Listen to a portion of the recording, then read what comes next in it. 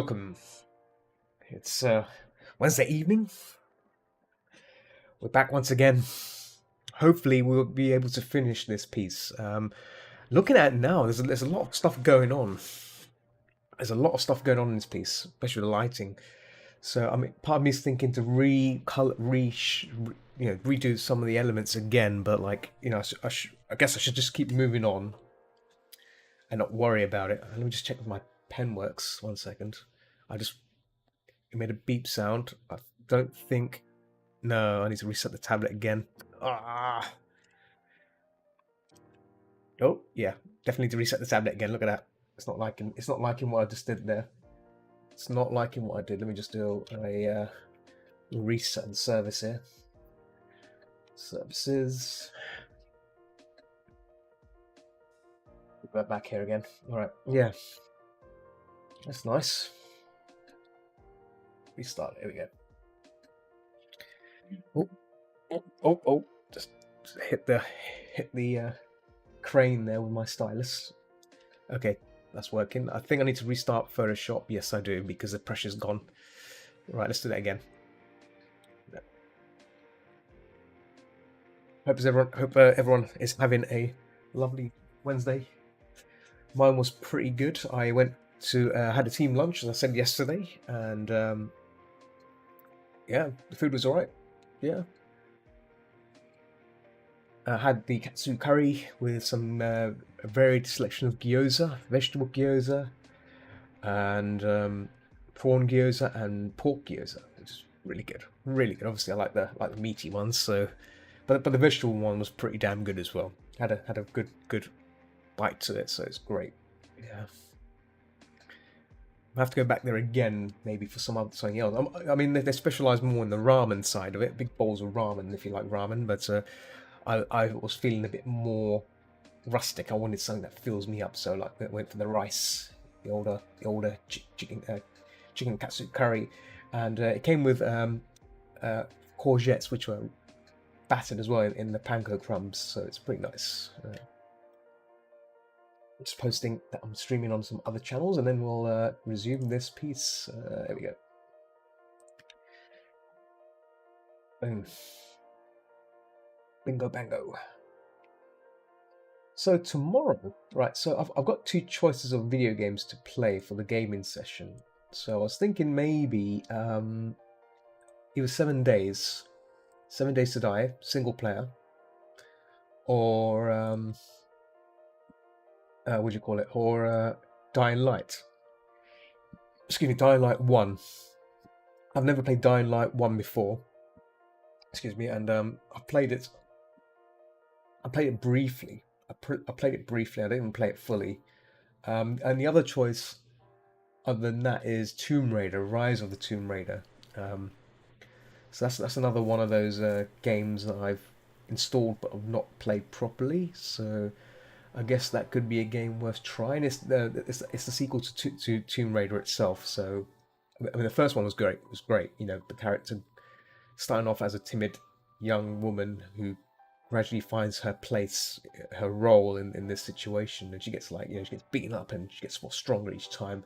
It's great story build up, and this is like the sequel to it, so it'd be good to play that. So I got some choices there. 7 Days. There's a mod there's a mod I discovered, which is like a Resident Evil mod. So I don't know if that will be interesting or not. I'm not sure. It will just be 7 Days, but with some mod on it. Another idea is possibly is to try and play what do you call it? Deep Rock Galactic, because I have not played that in a while. I need to work up some points in that, so I can probably play some random missions with random players on it. That'll be worth trying. I'm not sure. I mean, that's fine. You know, people. Sometimes I like playing with randoms on there. Some good players on there. Some are not so good. Some are good. So there's a balance of these things. So we'll see how that fares. But yeah, so we've got some choices there of what games to play. I mean, I'm always up for playing classic games. So I've also got Thief 2, which I've not played. I played it long while back. I'll probably make it look a bit easy. And I sometimes exploit the game's functionality as well by knocking out people through the door and stuff, which you shouldn't do. But I can't help myself. I can't help myself. But I do like playing it on expert. So that'll be like an expert run. I know when I played Thief 1 on Twitch, I just destroyed that game like on expert. I just obliterated everyone. Silent assassin, knocking out people. Yeah. Just vacuum packing new supply that came in today. Oh, nice. I've got a vacuum pack for my fursuit. That's the best way to pack fursuits into a suitcase. That's what I found when and it's a must-have thing. If you own a fursuit, always have a vacuum bag. It compresses it compresses down nicely. I've got one that seals it. With heat. Oh, okay. No. This one. You use a vacuum. I'm sure you've seen those vacuum packed bags. You basically just Sorry, I'll turn the heating on it. A little bit of heating would be nice. A little bit.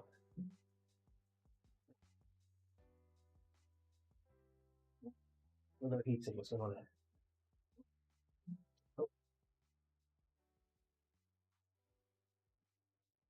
Oh, 1 second. The plug's not in the ball. That's what. There we go. The plug got yanked. Why is it doing that? 1 second. There we go. My light on the side is flashing. My USB, like LED lamp, because the power was switched off. Let me just fix this. Bear with me. Yeah. So, offline. It's not offline. There we go.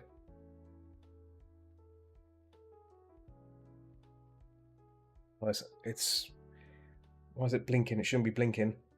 Device is offline. Yes, it's offline. I know it's offline. I'll fix it later. Keeps going off and on and off. There you go. Stay off. Stay off. Yeah, it got disconnected. I think that's what's happened. I'll figure out later. I'll figure out late after the stream. Yeah. So the plug was partially in the socket. So basically I just whacked it in, and now it was switching on and off. So that's fine. It happens. But it's a very good thing. It's a very good lamp to have. The one I had before it was done on the remote control, and the remote control broke. Once you break the remote control, that's it.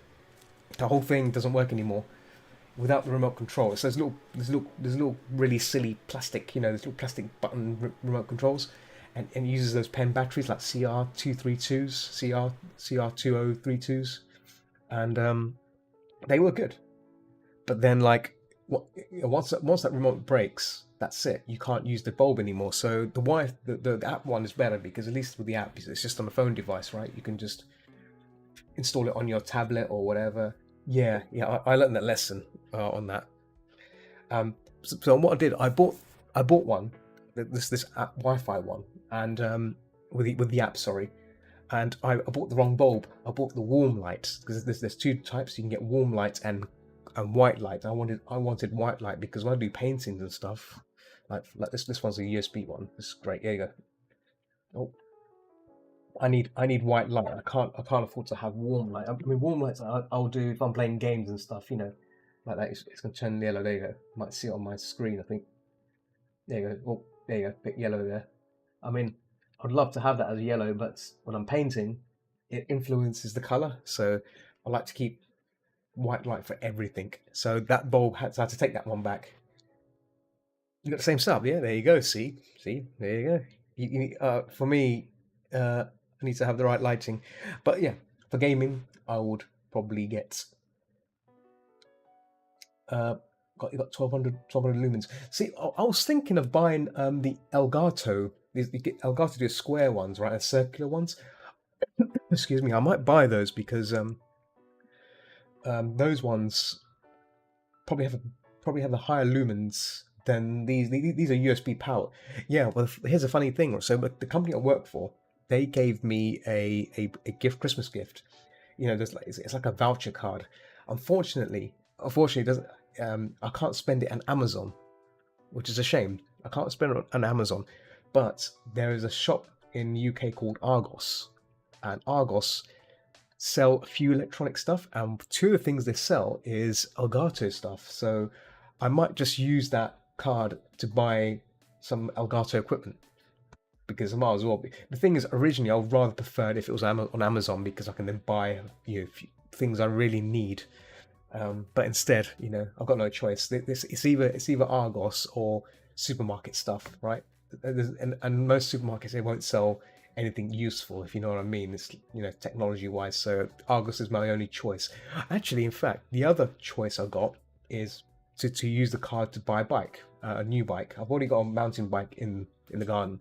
It's a bit old.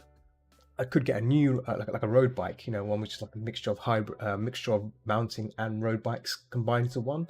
They're called hybrid bikes.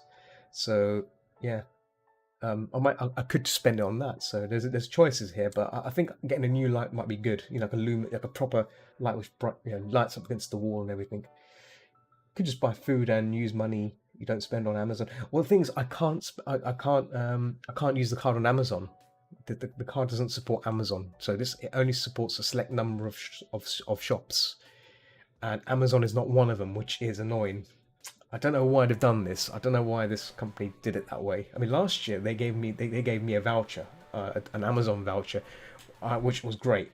I used that to buy a few things. Actually, I think I bought. That's what. Yeah, I used that to buy the motherboard.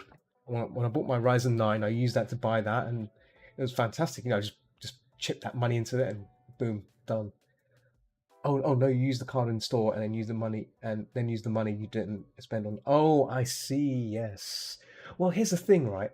Here's the thing. Argos sells the Elgato Stream Deck. I don't know if I'm sure you know of the Stream Deck, the little doodad with the little buttons and stuff. Unfortunately, they sell the V1 version, which is like the cable's attached to the device. They don't sell the new one, which is the V2, which is what it comes with detachable cable, which I think makes more sense, right? It's better to buy one with a detachable cable because if the cable breaks, you're screwed, right? That's it. You'll have a broken device. So yeah, that's the shame because the Argos only sells the first generation of Elgato Stream Decks. They don't sell the next gen, which is a bit of a deal breaker for me there because I really wanted. It would be nice to have one. I mean, I could just buy it from Amazon. I could just literally buy it, but yeah. But the thing is, this card, right? Got money on it. Might as well just splash it on that. But I don't want to get this first gen one because it might be. It will be great for a while, but then if the cable gets knackered, yeah, that's it. It's buggered. It'd be nice, I guess it would be nice to have that kind of updated feature, but so yeah, that's a thought. But on the other hand, I can buy the lamps. I can buy lamps instead, or green screen, a chroma sheet. I can get an Elgato chroma sheet from there as well. So there is that. So I can then do background stuff. They sell drawing tablets. They do drawing tablets, but more like these ones. So I could get. I was thinking of getting a screen tablets. I was talking to Galen, who's actually just joined the stream. Hello, Galen. I mean, he recommends just forget getting XP stuff. Just go for Wacom.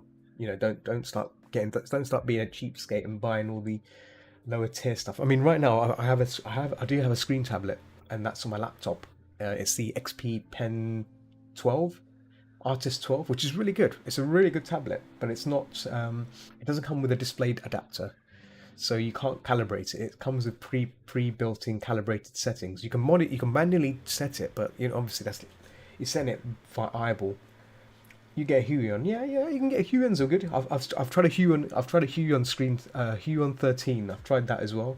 It's really good too. But like I think Galen's right. If you're gonna do it properly, go Wacom. So I've potentially got my Iona 24, Cintiq 24 Pro, which is 4K with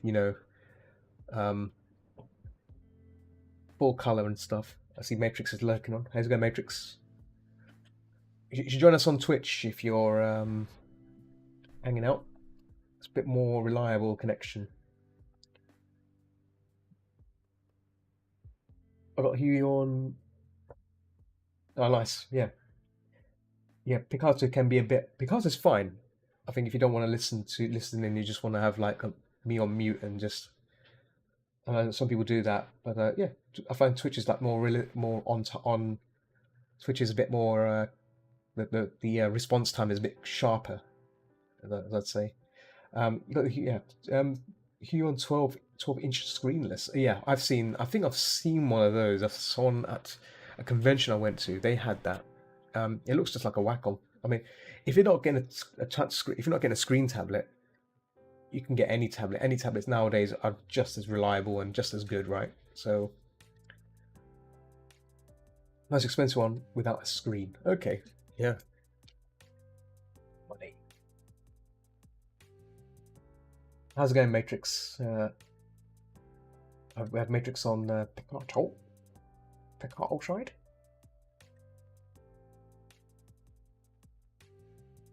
Unfortunately, it's such a shame that Restream. Well, this is more of a Picato thing. Picato's API doesn't they still haven't merged with they haven't merged the API with Restream. So basically, the chats are the the chat feed doesn't go into into one feed. So right now, I can get a feed right now. Restream is feeding me DLive, Twitch, and YouTube into one chat stream. Picato's the only red herring, which isn't, which is I don't understand why can't they just do it? I mean, before it worked, before there was a feed that went through, but I don't know what happened. I might have to email them. I might have to email them and say, look, hey, like I see, like you got this API thing going. Why haven't you? Can you not implement the chat side into Restream because it will be so much. It will take out the annoyance because basically I have two windows. I've one for Picato, and one for, and then through OBS I've got the feed, the Restream feed, so I can see Twitch, DLive, and YouTube chats, and it's all merged into one. So people on Twitch can see the messages from the other chats as well, which is handy. It makes it easier, right? There you go. Hey, welcome. It's a bit more real-time Matrix, a bit more closed in. you don't have to wait 5 minutes for a reply, basically. Oh, that's just me exaggerating. I'm sure it's probably less than 5 minutes, but still, there is a weird delay in Picato at times. Nothing is real. Nothing is real. I made a photo, so going to throw them into Photoshop now. Okay, throw those products into Photoshop. Cool. Was it in Camtasia? Let me just load up Camtasia. Just gonna leave it running in the background whilst I continue with this painting. I'm nearly finished with messing around with this piece, so can think of another Pokemon piece to paint or something different.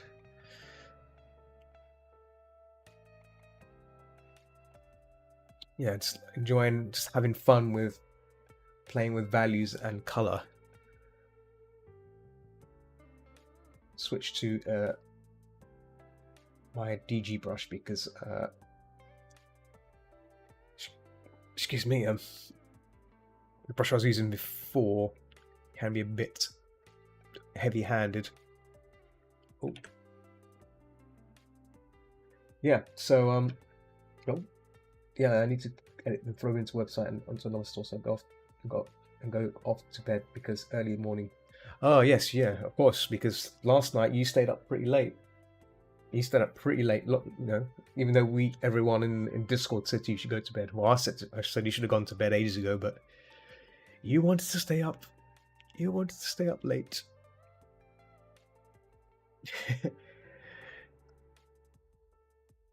Which is fine. Which is perfectly fine. You can stay up late.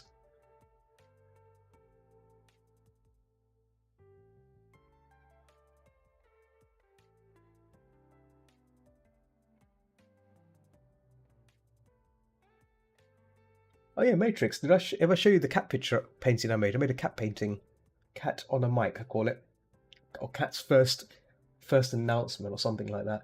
I haven't fired up my Hue on canvas in a while. I was thinking if I need to try some digital painting, start with value stains and very cool depth as well. Yeah, this is me mucking around. Like I'm just mucking around. I like because like sometimes when it's difficult to do tests like this on a commission piece, you know, because you're thinking like, oh, like if you spend like 2 hours doing trying something and it doesn't work, and you're like, oh god, I just wasted 2 hours. At least with a personal piece, it doesn't really matter. It's like, oh, you know, whatever. I tried it, it didn't work. On to the next one, right? Or make another one after. I'll show you the cat one. Hang on, let me show you the cat. Where is it? On Cario. Oh, where's it gone? Hang on. Wait a minute. Where did I put the cat? Ah, kitten study. Here we go. Kitten study. There we go. Yes. I added some little cats in the back as well, just to make it look like a cat. It's a cat club of some sort. I just loved the lighting and the rim lighting of this, and I thought it would be so cool if the cat was like on a stage or something, talking or something.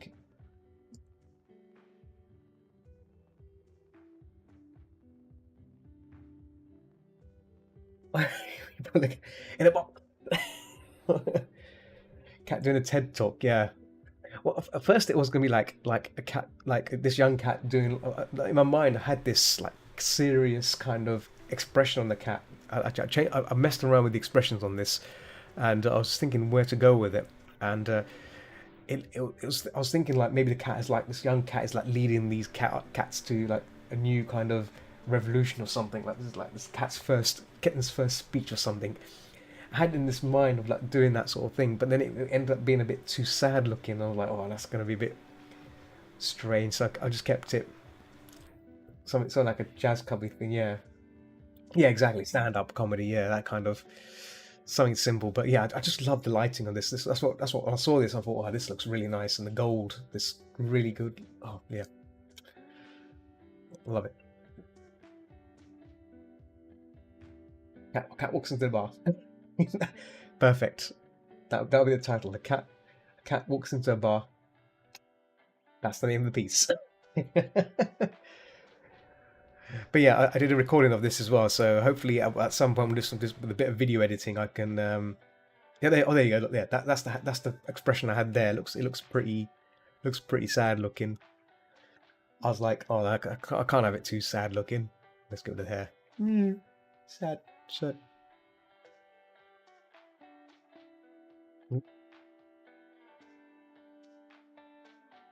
Yeah, but yeah, went for a different. I don't think I have it on here. No, I don't have it on here.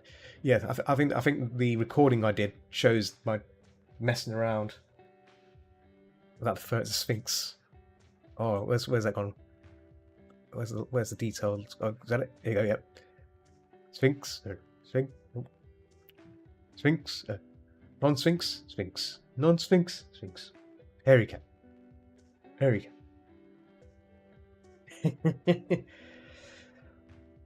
Yes. Messing around. Messing around. So on this piece, I was trying a new brush as well. I've got so many brushes, and I keep using the same set every time. So I thought, let me try something different, something which is a bit more softer, and it's a bit heavy. It's a bit too soft for me because I was making the strokes. It was like making a spongy kind of effect. So excuse me. So rather than me changing the brush, I worked with it. I'm not going to blame the tools. Just work with what you got and see what happens. So that's what happens. Because I find sometimes when I'm using the same brush again and again and again, I think I'm playing it safe, every time. So I'm gonna when I try a different painting, I'll try a different brush or different kind of brush to do some of the blending with, just to bring the values together, and the colors together, and then to see what happens really. I've not honestly, I've not used the default brush in a long time, so I might have to go. I might go back to the default Photoshop brush, the rounded brush.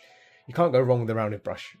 It's like the bread and butter of any kind of painting. You can just use that, and you can have fun with it.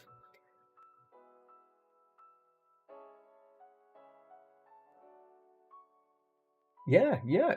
Well, I would say just use any brush you want. I mean, you can use. I've got square brushes. This one's a square brush, as you can see. You can probably see it. It's a square brush. Um, yeah. In fact, let me pause the recording for a second. I don't know what program you're using. Is it you use Krita? Yeah, are you using Krita, or is it My Paint? Because I recommend the chalk brush, My Paint. I don't know if the My Paint has a chalk brush, which is I'll show you what it looks on here, but I've found chalk brushes to be really cool. Let me see if I can find it. This long list of crazy brushes. There we go, chalk, and probably see it. That's what it looks like. It's not exactly a rectangle. It's not exactly a circle either, but it's really see if I just paint lightly, just but it's great to layer. You can just layer upon layer, but you have to be really careful. I mean, I wouldn't use this brush to block in. Start off with the blocking. For blending, it's great because how hard you press, you can get a nice, a nice selection of values when you make the stroke, and it leaves a nice edge as well. That nice little painterly chalky edge, good for mountings. I've done this for mounting pieces as well. This works great for mountings or and environments, but it can work for animals as well because it has that it creates that kind of painterly effect. But yeah, definitely good for messing around with. Little happy little cow. Well, the thing is, for clouds, I got a cloud brush. That's which is cheating, I know, but it's like it just saves time, right? It's like getting a stamp. Like same with foliage, I've got foliage brushes. Well, look, I don't really use these brushes. If I was using a foliage brush, I'd probably mess around like that and just overlap it and keep overlapping until I'm satisfied with something that has that kind of effect, and then go back into it with a bit of detail, just to bring out certain areas, just to refine certain leaf areas so it looks more leafy like that. You can probably get away with that. Abstract plants, abstract foliage. Got another foliage as well. Look at this one. Oh my god. It's like someone sneezed. It's not genius. Technology. It is technology. It's technology. Speaking of which, did any of you guys see the news article on BBC? I was on my way home today, and apparently a breakthrough has been discovered in the science. What's it called? A major breakthrough on nuclear fusion energy. Mm. So European scientists say they have made a major breakthrough in their quest to develop practical nuclear fusion, energy process that powers the stars.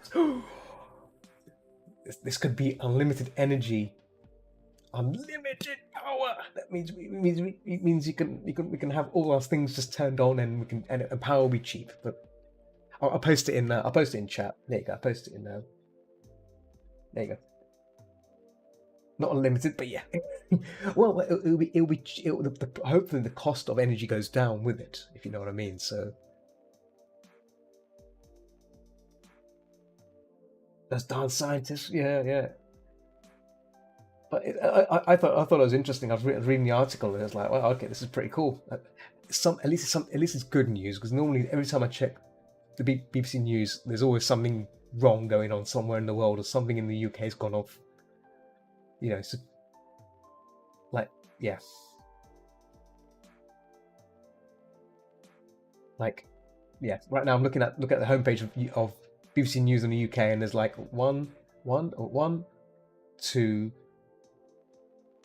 three, and four. I guess four out of the most articles in the homepage are awful news that I just don't want to read, and that's the only one that stands out. RSPCA removes West Ham footballer Zoeme's cats. There you go. See that? Bad news. bad news. Yeah. You won't believe it, but till it happens, because this fusion has been still for decades. Yeah, yeah, yeah. We'll see what happens. But I mean, if it's moving, if it's gonna happen, and it happens, over the next few years, it's a good thing for the world, and limitless energy for everyone, and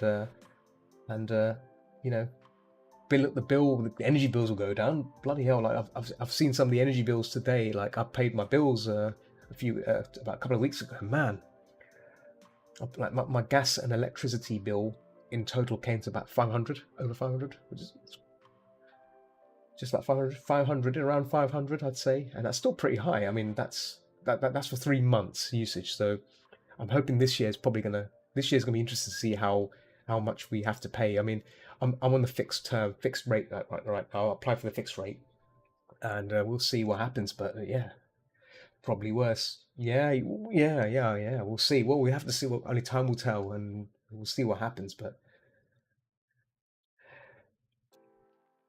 it's not too bad. I mean, before Matrix, I would pay like 450. I mean, I guess it's £50 more, but still, it's. I think that the price might be because it was winter time. Obviously, winter time we use a lot more energy for heating and stuff. So, I'm a bit of a culprit. I do have my heating on. There are times when my room gets really cold. Um, so it could be that. I think when the summer comes, I'll be probably using less of the energy, right? So less energy for heating. I mean, my PC will be heating everything, right? My Ryzen 9 is going to be keeping me warm.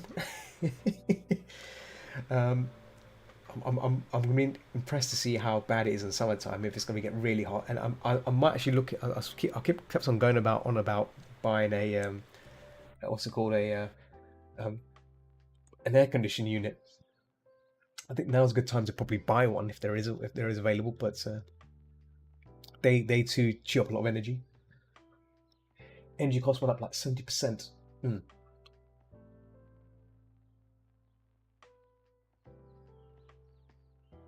£50, 3 months an extra. Yeah. Okay. So I guess that's normal, and I guess that's pretty much respectable for winter. Yeah. I guess when the next bill turns up, I'll probably get a good idea of how much got an AC last year. Saved £300 by buying it in the winter. Yeah. Yeah. I mean, I mean, yeah. I want to get one because it it it kind of stops me from arting. Sadly, it can get so badly warm that you're just sweating, and it's like, ugh. It's muggy as well. The way, hot, sweltering, muggy heat. Yeah, yeah, horrible. And yeah, not a fan of it.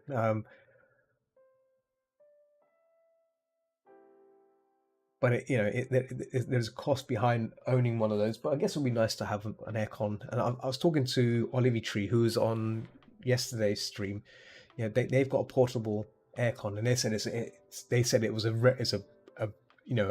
a good thing to have. And obviously they need it because they got guinea pigs in their house. So obviously they need that. The house needs to be cooled, otherwise it's guinea pigs will get sweaty, and they don't like heat, rain heat. I hate the heat. Bear with me. Just sending a potato in picato.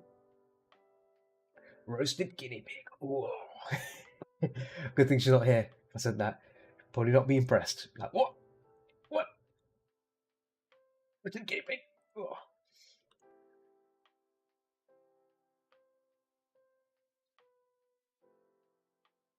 There you got Raptor guy who snuck in. Right, Raptor guy. Very quiet. He's very quiet. Oh, in South American tribes. Yes, they do. I think they still do. I think they still do. In the what's it called? In the Andes. Is it the Andes? That kind of location.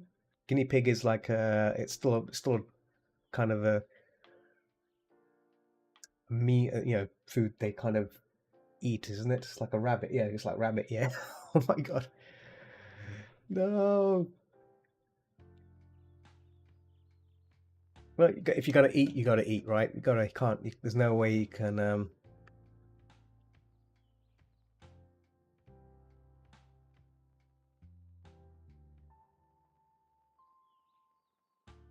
Some intense lighting here for the edge. Intense yellow.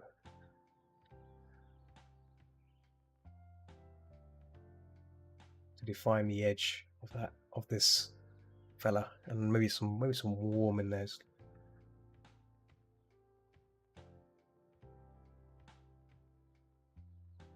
So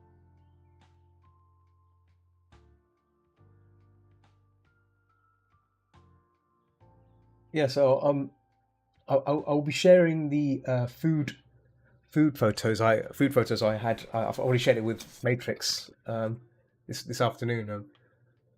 Mm,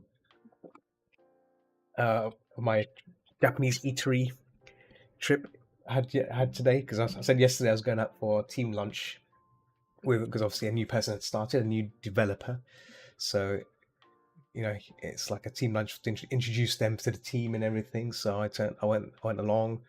It was nice. The food was okay. Um, normally me and Matrix go to a place called Yamagoya, which is a really nice Japanese ramen and katsu place, and the katsu curry is there is good. Like, obviously there's another place that Matrix knows, which is local to him, which does good curry as well. But I mean, portion wise, they do the best. The portion wise, where Matrix lives, they do the best portions. Like, you can have mix and match, which is crazy. I need to go there I need to go there again at some point and not have any breakfast. That's how good it is. If you don't have any breakfast, don't have any lunch, you have that, you'll be satisfied. It's like bloated. You'll be big belly bloated. That's how good it is. Yeah, need to make a trip there at some point. Mm. And to be honest, not that far. I mean, if I think about it, I mean, if I was in London, Matrix is like, I think it's like 30 minutes by train, so from London, so it's not that far off. To I can probably pop over there and grab some of that grub. Hmm. Yamagoya is a Japanese franchise. Ah, so yeah, okay, so I see. It used to be 25 minutes. Oh.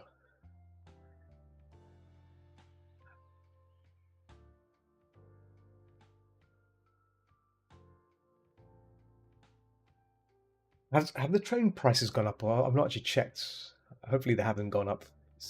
It was obviously the inflation costs, inflation being going up in the UK. I thought everything, like, I know supermarket food costs have gone up, which is very cheeky. It's like, what?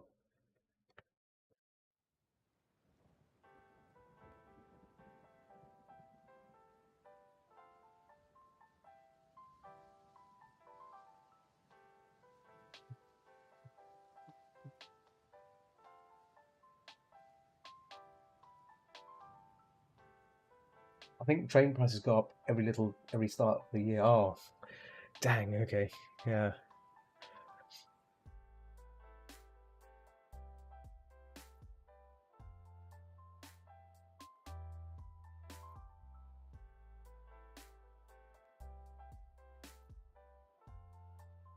yeah. I've not been on the railway trains for, well, going that way for a long while. Other than I normally take my own railway, but luckily that uses the Oyster card, local underground system fares, so that's fine. But yeah, railways are pricey. Just checking Amazon orders. Looks like B-Stars Volume 15 is out on the 17th of Feb. Oh, nice. So yeah, speaking of B-Stars, I think we discussed this already. That the next season coming out is the final season, which is shocking. Considering it's a good, I thought it was a good. I thought it was pretty good. It's got semi 3D mixture of 3D and 2D, and I thought it was really great. But I'm a bit sad that it's ending. It'll be interesting. I'm keen to see how it how it fares. You know, if it's trying to wrap up everything, or what storyline is it concluding completely? Will Haru and the ghost sheep end up being together? That kind of. And the mini phone is out to me for much. By the way, did you find it? Because I need to find. I haven't asked him. I haven't. I'll try and reach out to him this week or the Sunday. If I'm going to do it Sunday, I'll try and reach out to him. Basically, in a nutshell, he came to visit. Actually, he came to visit during. Before I think it was after Christmas, and yeah.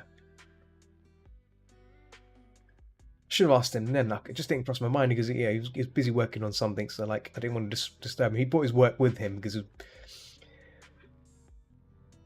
brought his work here, so I'll let him do his work whilst I just sat around drinking. In Beastars manga, the story's quite different different order than the anime. Okay, I see. Okay.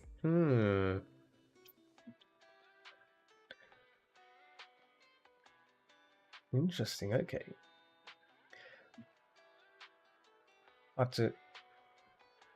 have to have a little peek at the story and see how it fares. Matrix. Speaking of which, comic wise, I was working on my Playfair comic. So I was working on it at the coffee shop. It's kind of getting there.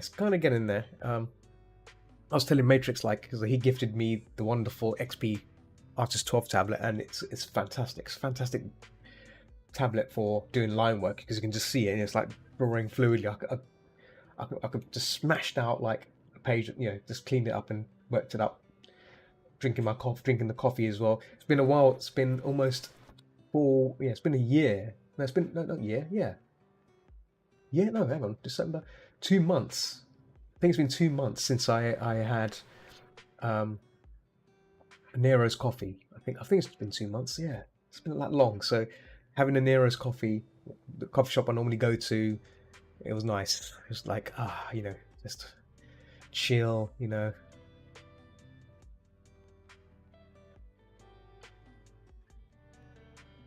A couple of weeks back, I realised the Polish Beastars is bigger than the English version. Bigger arts. I actually suspected it's due to Polish translation.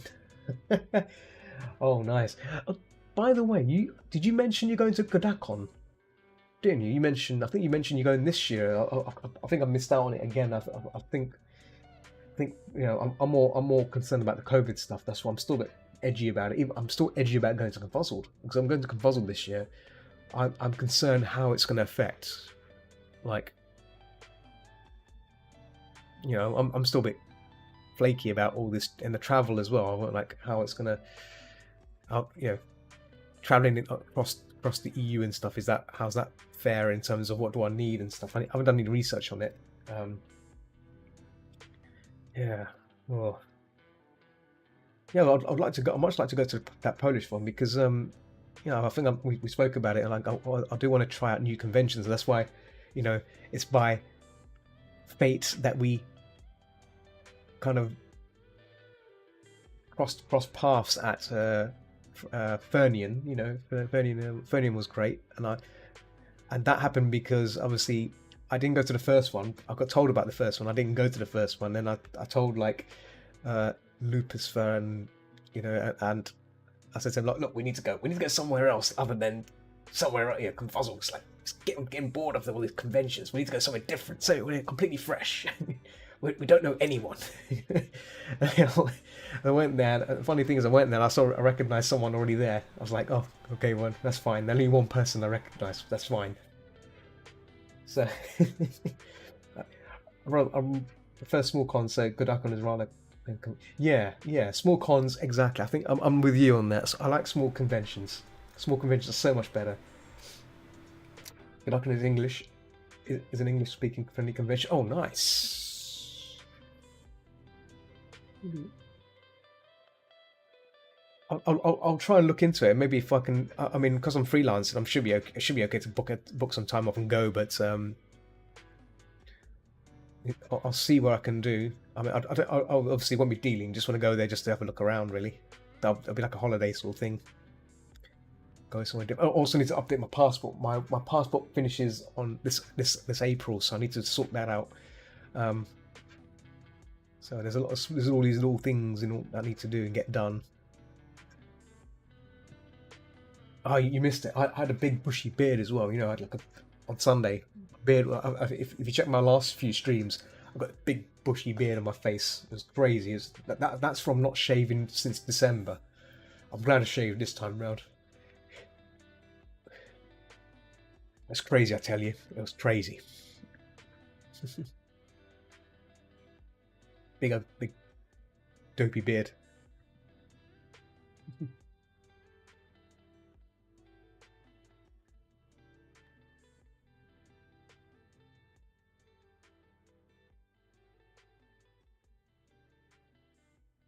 Beard. I wish the beard did do the arts. That'd be nice. But the beards did help in my gaming stuff.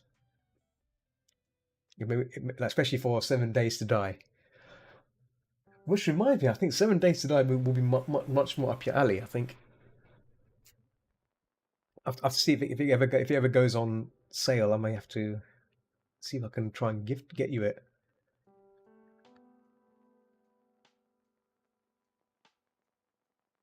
You have it.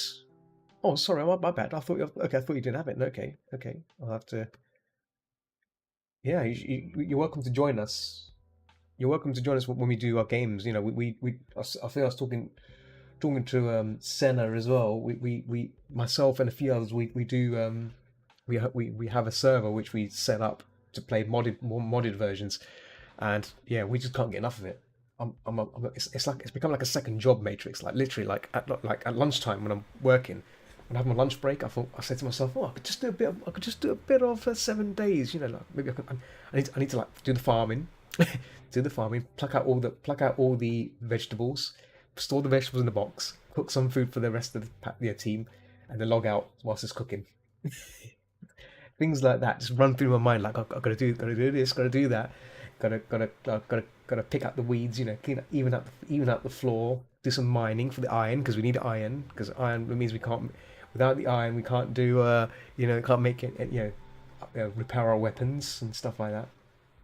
Day job 5 days today, 7 days to die. Yes, yes, it's a fun game. I can see why it's so good. Like, because I always wondered like why is it so popular? And my mentor, she used to play it as well. She used to tell me, "Oh, 7 Days to Die is amazing. You know, you'll love it." I'm like, really? You recommend 7 Days to Die? So I've got 7 Days to Die, and look at me now. I'm like hooked on it. I was just talking about it today, just before just as I started the stream in terms of potentially streaming it tomorrow. That there is a mod, a Resident Evil mod, single player Resident Evil mod. You play as Jill Valentine, but you can obviously pick any model you want. But you got to someone's made like the mansion, so you have to like survive it. And I think it's on permadeath as well. So if you die, you lose all your gear, lose everything. So that's a bit of a risk right now. And the thing is, because it's a modded game. The entire it's the seventh day every night. If that makes sense. It's always on the seventh day. So zombies on there are brutal, apparently. So you have to tweak the settings to have it how you want to play it. But yeah, zombies are on full alert. So that's fun. I did try a bit of it on Friday just to see what it was about, you know, how good it really is, and it's like, okay, this is pretty interesting. I do like a challenge. I do. So there is that. There's also Dying Light 1. I think you gifted me that Matrix, and I played it a bit, but I didn't play it fully. So there is that. I can play that. I need to find a new game to try out on Twitch. I completed Resident Evil 7. I've got the Chris Renfield stuff to go through, but I can wait. I'm not too fussed about that. I mean, main game's done, so these are just additions. So yeah, it'd be nice to try something else.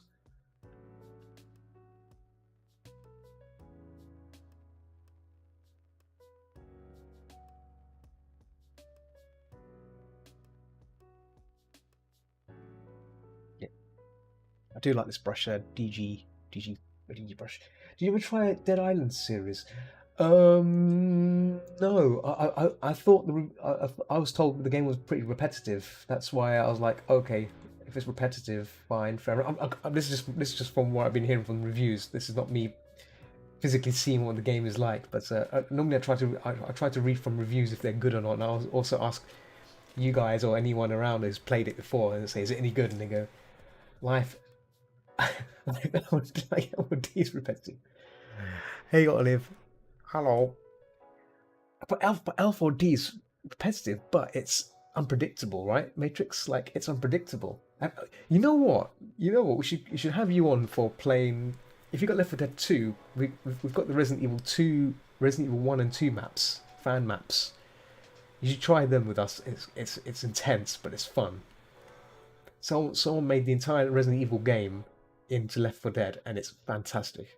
So you don't even have to play the original Resident Evil. You can just play it through Left 4 Dead.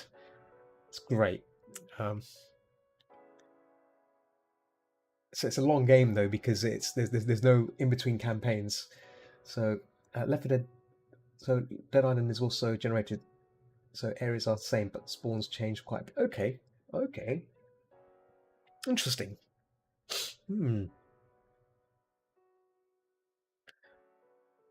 Is that multiplayer as well? It's multiplayer, right? That is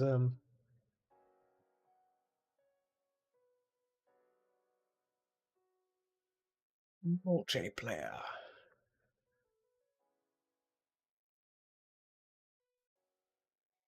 Oh, another game I was going to stream, but I need more practice on it, and I blame Gallon for this. Is MechWarrior Online?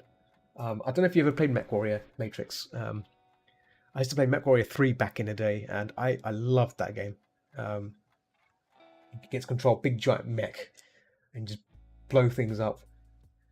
It's a drop-in, drop-out. If I remember correctly, basically the Polish version of Left 4 Dead, which happens in the okay. That sounds interesting. MechWarrior is a classic. Yes, it is. Ella Raptor, yes, she did. So Gallon's been playing MechWarrior on Discord, and I've been watching him play, and it brings back memories. I've been this close to download it, and I keep bottling it out. I keep refusing to download it, but every time I watch him play, I'm like, oh my god, like this will come in. Some of the mech names like the Atlas, Mad Cat, like all these names that and weapons as well, like they're all coming back. It's all coming back, and I watch him play, and I'm thinking, oh man. Played MechWarrior Online a lot, so there you go. So I mean, okay, it's Timberwolf, yeah, Timberwolf, that's the one, yeah.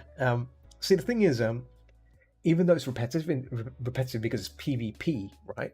But it's not, because every match is different. That's my reason of it. Every match you'll play you'll get a different experience. It's how you play it, right? That's what makes these kind of PvP games fun. So, but like, yeah, control a big fat mech. Oh, by the way, there's a game called Iron. What is it called? Iron Rebellion. I think it's called Iron Rebellion. Let me just double check this.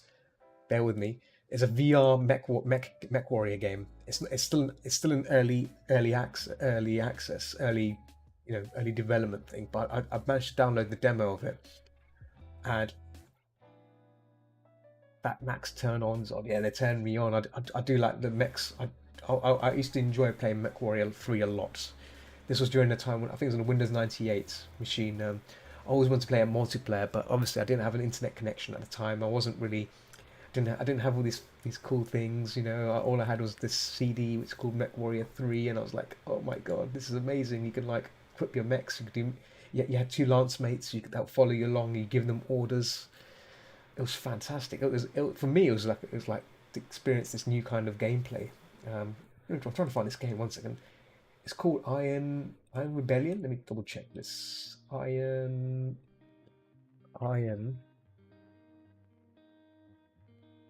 Rebellion. Yes, check out Iron Rebellion. It's a VR mech game. Oh wow, this is incredible. I'll paste it in chat because like it's pretty cool. There you go. I've just been testing it out, and if you like mech, I mean, it's not quite there yet. I'm waiting for more updates before I think about it, because early access games can be a bit weird. But the cool thing about this, right, because in VR you can touch buttons and stuff, like you control the mech, left and right and everything, and it's really cool. Really simplified controls, but it's still pretty damn good. Oh, really? Rapsy, you should probably send me that link. If you send me that link, and I'll forward it to Galen as well if he wants to try it in VR. But that's incredible. But the thing is, it's an old engine. That's the downside. That's the downside to MechWarrior Online. Oh, that's fine. Oh, that's okay. Thanks. Send a link to. Whoa, what happened there? What turned up? Nightball. Yes, send it to me. Send it to me via Discord. You got my Discord, right, Mr. Raptor guy? You can send it to me on Discord. Just send it on there. Cheers. Yeah. I've got like bots running all over the place that detect things, and it's a pain in the bum to keep setting them up. The robot didn't like you. It's not right there, Sonny. You can't do that.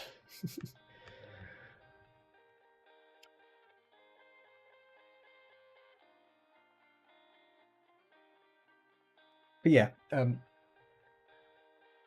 thank you. Cheers for that. Speaking on mechs, who remembers? I remember that. I remember that game. That game was mental. I had a demo of that Matrix. That's all I had, and it's by Monolith Games. I wanted that game. It was so good. I probably now, if I look at it now, I guess it won't be as good, but it's really cool that you can shoot things and get critical damage on them. Like, it was great.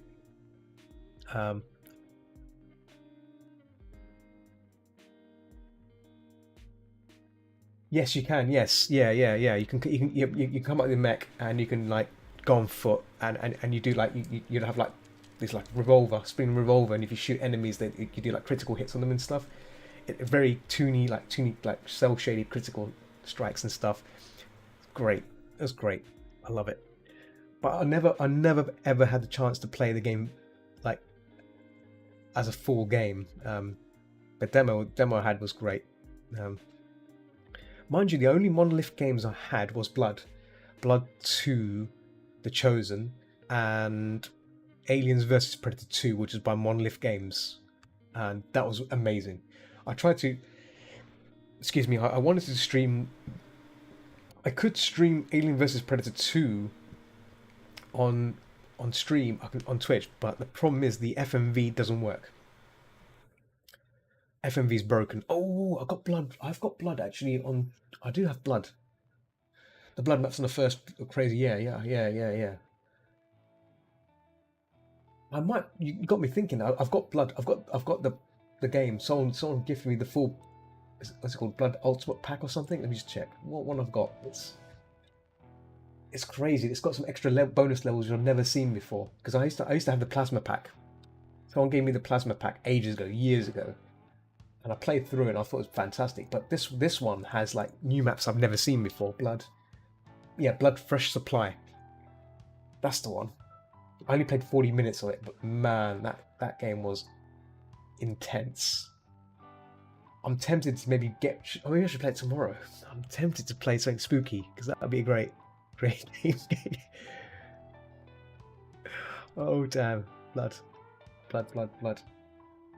See, this is why I enjoy playing classic games that we all grew up on, right? These games define who we came to be, like it defines our era. I like to remind people how cool these games were, that's what it's about. Yeah. I used to play Blood 2 a lot, but it was a broken game though. The Blood 2 was broken. I do remember there's some like the damage on some of the weapons was stupid. Like some of them were weak, even though they were strong. The only good gun in the game was the shotgun. Everything else was useless. Like the particle accelerator gun was unpredictable. It didn't make sense what the hell it was doing. The Gorse gun was stupid as well. You can shoot someone with a Gorse gun, it didn't do no damage to them. It looked like they're still standing there with a big explosion. It was yeah. I think it was. I wonder if that game's development time was ruined by something. Um, unless someone knows about the development cycle of Blood 2, because it wasn't their best title, sadly. I mean, it was a good to have a sequel of it, but not on that engine. I think it should have just been on the first one. And the story was pretty weird as well, if I remember. The story was a bit weak.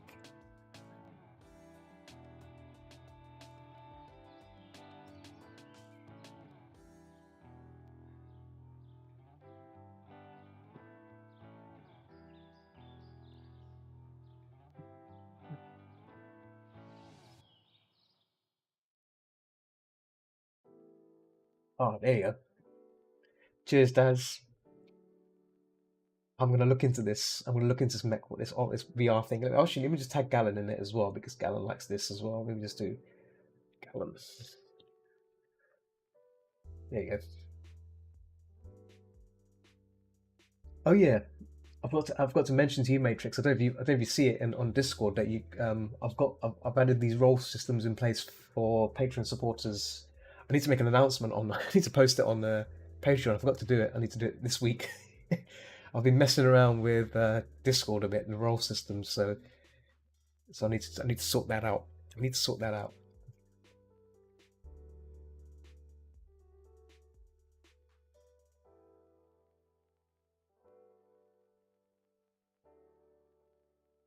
Been Discord for months. Oh yeah, months. Lots of things have changed on Discord since you were gone. Like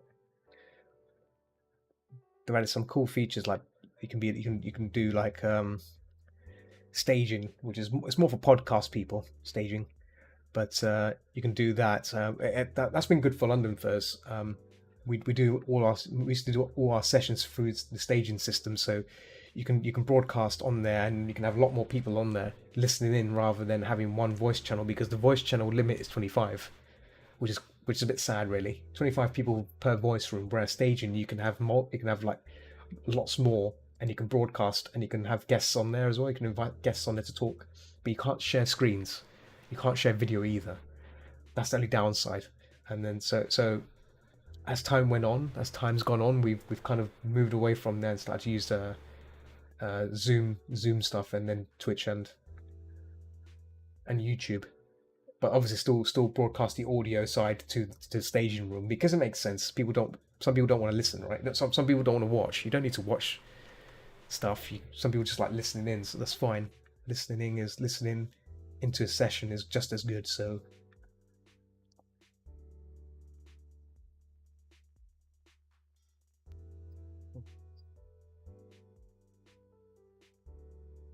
lightning.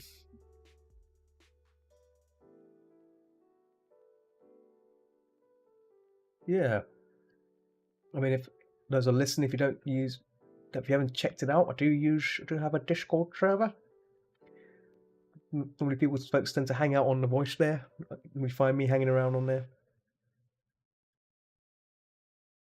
having a little banter.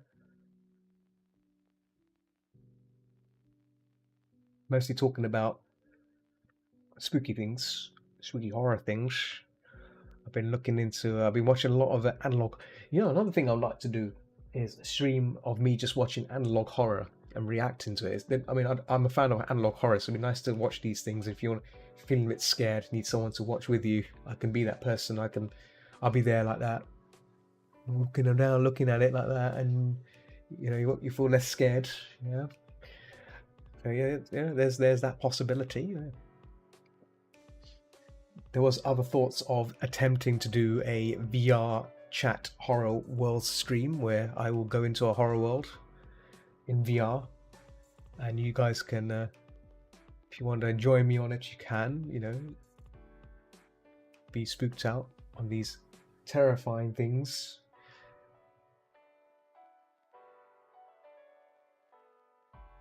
On this Saturday that went, I did discover a new horror world in VR chat, but myself and Galen went in there. Galen sadly, it was too scary for Galen, so bless him. Obviously, snow leopards are not strong. Snow leopards don't make good good team players for horror stuff. They can't handle the horror. That's what they're called, scaredy cats. Scaredy cats. But you are pro. Yeah, but it's like these horror games have like the Matrix. That these like horror games are made for like 4 people, so it's a team game. You know, you gotta work together. Like, it's got puzzles. Like, so these horror worlds will have like, you pick up a note and it's got like stuff on there, like riddles and stuff, and a code or number or whatever, and then you pick, or maybe you find a key and you can look around and find where the key goes and stuff like that. So having other people, obviously each person will have a torch, so someone could be holding a torch, you know, shiny light on this torch, please. You know, it's like shiny light on this particular thing whilst I try and press the button. So things like that. There's, yeah. So it's nice to have these things, right? They're teamwork. There is a really good escape room on there, and I need to get you to try it, Matrix, as well. You can try on desktop. We myself and Galen played it a few times. I played it once, and we're trying to get some people to play it again. It's called Pop Escape, and it's done really well. Puzzle horror, I'm in, unless it's VR. No, it's not VR. And some worlds are supported with desktop people, so there is a balance. There is a balance, and you'll find that most horror worlds will have support for people with desktop than just VR. So you don't have to worry about it. Lizard Lounger, how's it going? Welcome, welcome. Hello.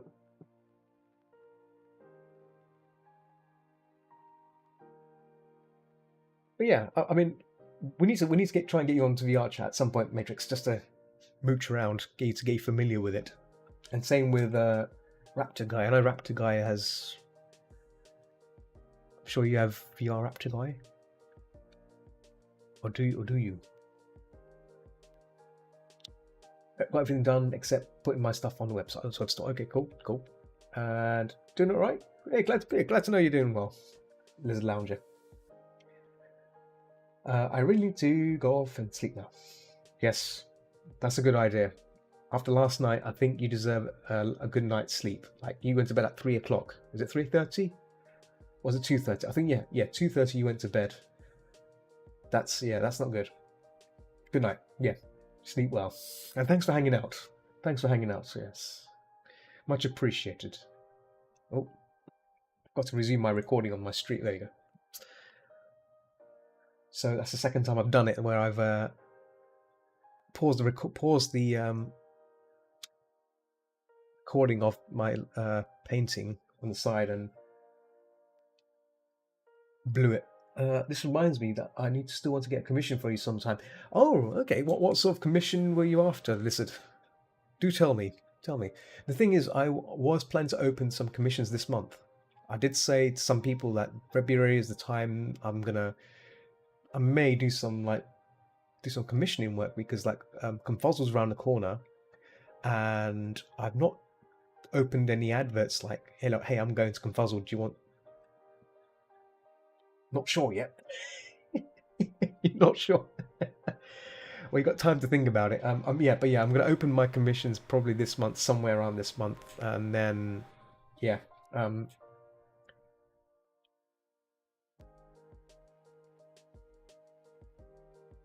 You're right, Matrix. The things that I've learned that it's best just leave the thing recording regardless. But I keep pausing. I shouldn't do that. I'm just going to leave it running, and then I can cut it out after, right? Isn't it? That's the sensible way. I've done so in the past. I've left it. I've paused the recording and carried on painting. And I didn't realize I was meant to resume the recording, and I've lost like 30 minutes of paint time. So I had to go through the Twitch stream and find the segment and cut it and then bring it back into it. It was just horrible. So I learnt my lesson. So I'm trying not to do it again. But yeah, I think what this time round, what I may do for commissions, I'll only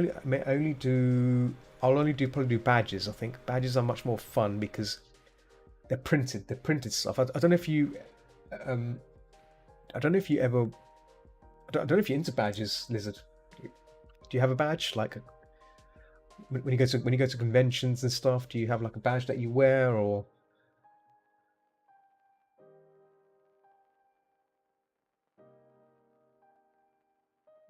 I'll just sell it to you though, but just wondering. It's a night. Yeah.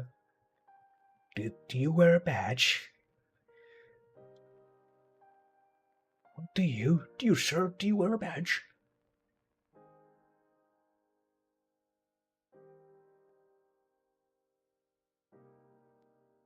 Huh? A badge? Yeah. As in like a lanyard badge. Let me show you a badge. Let me show you a badge. 1 second. I'll show you a badge. Oh.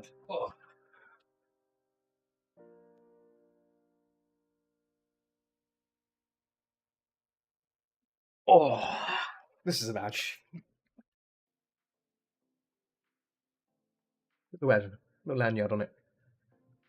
So you can wear this at conventions. Yes, I'm asking. Yes, yes. You're the only you're the only lizard in the chat, I think. Unless we're talking to Raptor. The Raptor's he's a raptor.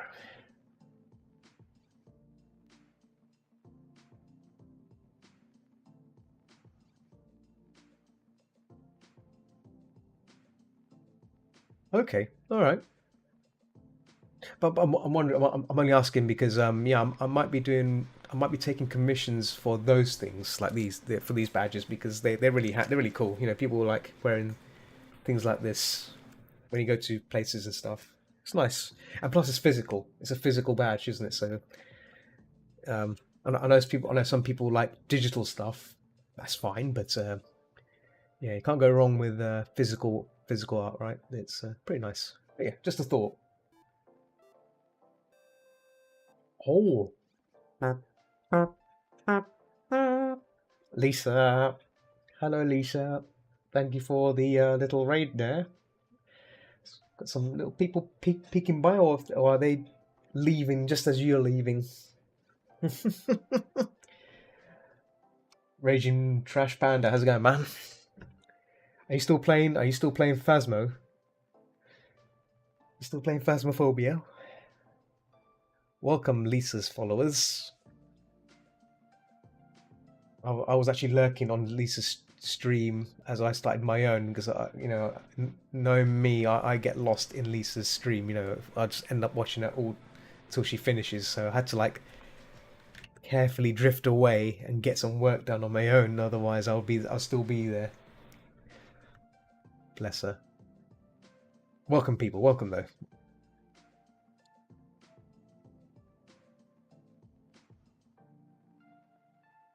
Yeah, which Pokemon do you consider hardest to draw? Oh, it's a good question. I've not come across a difficult one yet because I've only started a few of them. I can show you the ones I've done so far. I haven't in a while, but it's on my PC. I'm actually playing a lot of Red Dead Online. Oh, okay, that's fine. No, that's fine. Yeah, I've been playing some Phasmo here and there. I'm trying to get back into it because it's getting difficult now. It's a lot harder to play now. It's a difficult. They've increased the difficulty a bit in terms of the kind of zombies, the kind of ghosts you get, and how you deal with them. It's crazy. Just gonna report that user. Sister Online, yeah. And it's spam. There we go. Boom, done. Got rid of them. There we go. Yeah, you know what? I can show you the ones I've done if you want to see those. Oh, the twins are annoying. The twins and the mimic. The mimic is an extra special ghost. If you're not paying attention to the clues, you'll easily miss it. It's annoying. Let me find it. Oh, Lucario Pokemon Drafts. There we go. I can show you the ones I've done. So this is the one. This is the one I'm currently working on. This is the thumbnail. And then we have the Squirtle. This one's done. And then we have the Bulbasaur. So these are all paintings I've done. They've been recorded and everything. I need to just basically turn them around and make them into quick videos. So they're on YouTube, I think. You can probably find them on YouTube somewhere. Charmander. And a silly Pikachu. A silly one. Not just a happy one, but a silly one. And then we did a normal Pikachu. And we did a Lucario. So these are all completed, by the way. These are the draft thumbnails, the ideas. A Typhlosion. This one's popular apparently. Typhlosions are pretty popular. So then you have the what is this? Umbreon. Umbreon or Haunter.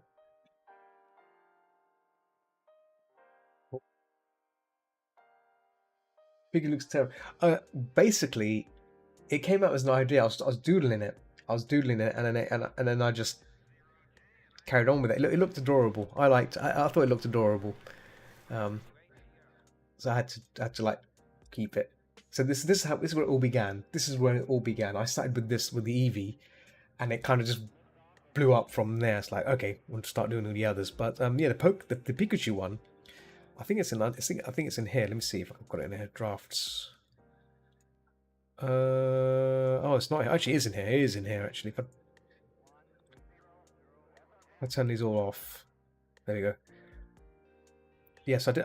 You can probably see the console. So basically, but before I do any kind of drawing, I start drawing. I do some freehands for fun, free-handed versions of Pikachu. Get an idea of it. So these are my ideas. There you go. There's a lot of variations. Like the little hat there. Oh, another one there. Holding cup. So I wanted to come up with some ideas on what would work, you know. So there's one there looking, his hands up, one there running there, you know.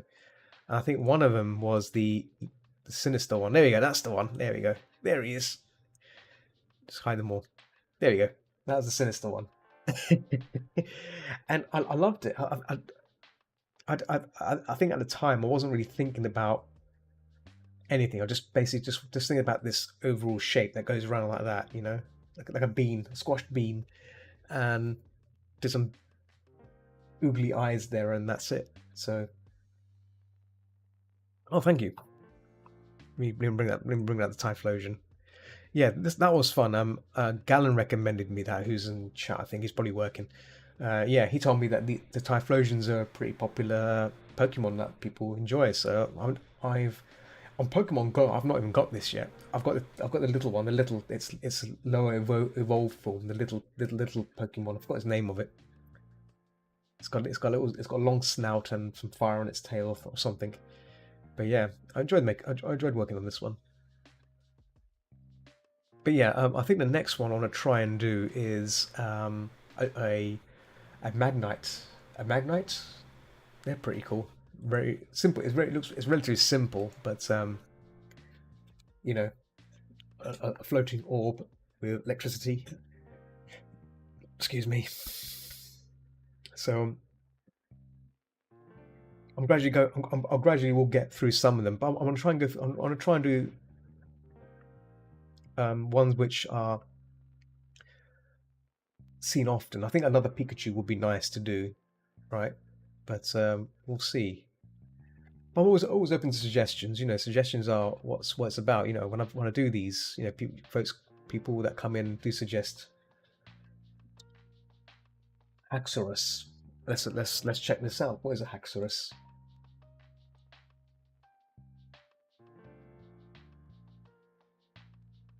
Oh my goodness! I think I've got this one on my Pokemon Go. I think. Okay, looks interesting. I will consider it. I will consider it. Looks really cool.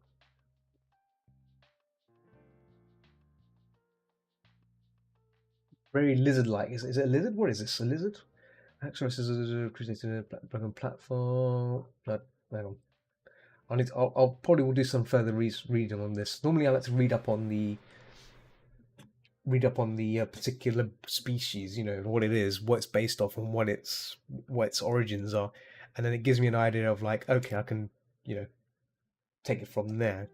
But yeah, that's a good suggestion. I'll keep that in mind. It's a dragon. Okay, there you go. It's a dragon. So that means I can make things up, right? I can make things up, make it my own rendition, but still keep the way it looks intact, so it looks like it, so I don't ruin it. So Haxorus, the Digimon Pokemon. Haxorus hacks Android and Galen. See, Galen steps in now with his Hello, Gallon. Hello, Gallon. Mr. Gallon.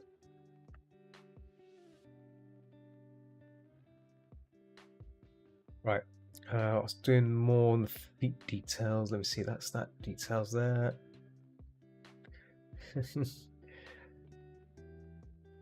See, Gallon sneaks in when he needs to feed in some information. That's Gallon for you.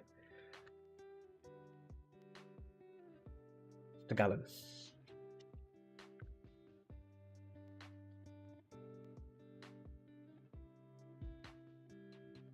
There we go. I was just doing some more extra little bits of detaily details there, just to make it, spruce it up and refine it down. Lisa's probably gone now. I think she normally raids me and disappears, but she kind of sneakily watches. I know she's apologizes like, yeah, but bless her.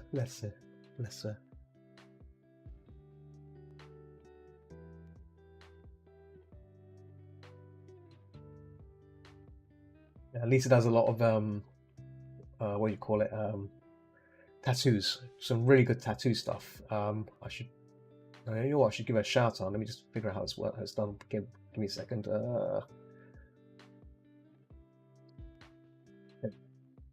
It's addiction. So if I do this should do the trick, I think.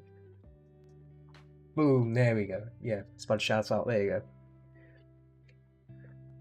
She's a lovely tattooist, a lovely person to watch. I tend to watch her every evening. Like when I finish work, have my dinner, and when I'm about to do my stream, I do watch her. And great person to watch and listen to.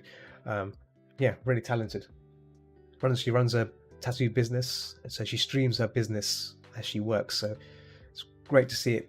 Great to see creative stuff coming to life. You know, especially how quick she works. You know, she works relatively fast.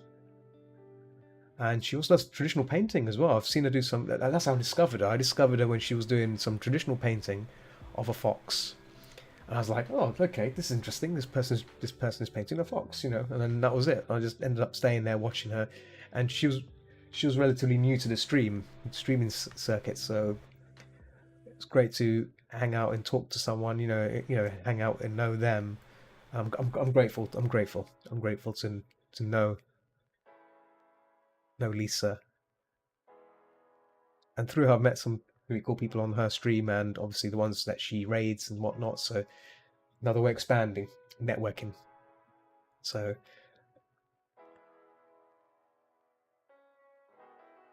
great.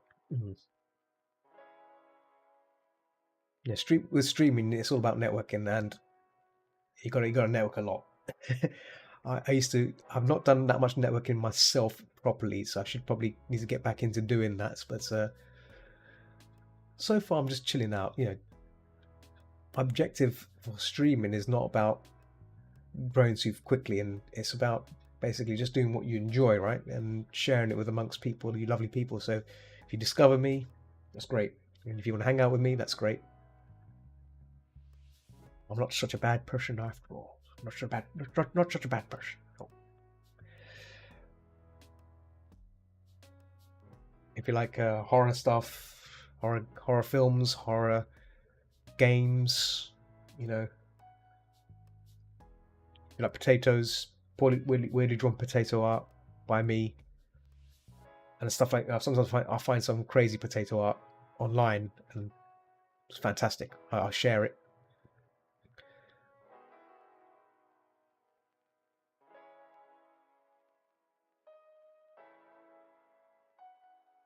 I'm gonna add some bit more glow on these shaded areas just to give it a little bit of, there we go, like that. So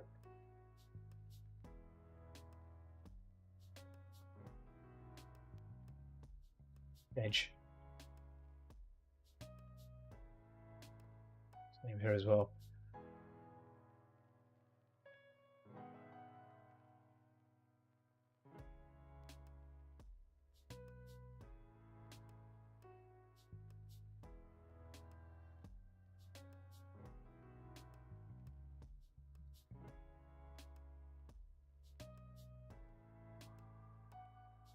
Right.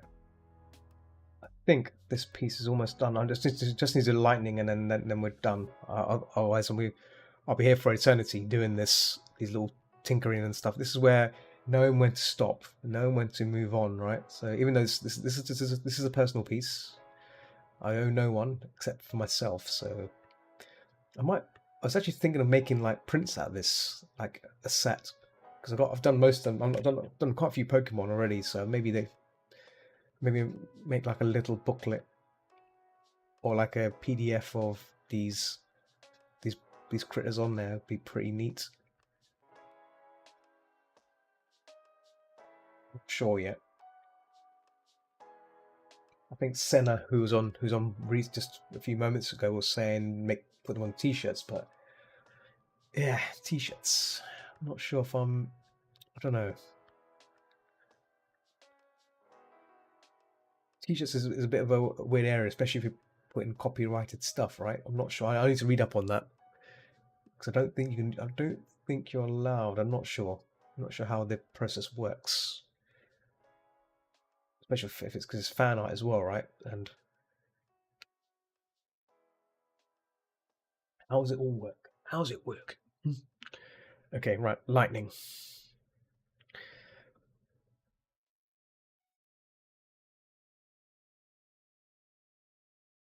Love to see how you draw a Haxorus. Okay. Well, what I'll do, I'll make a list of. I'll put it on my list of list of things, list of Pokemon.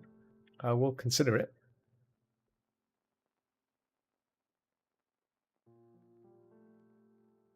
And normally I do these when I've got some free time. I like to consider these as my free time paintings because that way I don't owe anyone anything. I only owe myself. I'm my customer. I'm the customer, and I'm a very picky customer. I'm like, oh, I don't like the looks of that, sir. Can you do it again, please? Okay, okay. Gotta call it night. All right, Raptor, thanks for hanging out, and thanks for that link, that VR link. I'll check it out myself after the stream. But yeah, thanks for hanging out, and you have a good day. One of my favorites, Toxtricity. Let me see that one as well.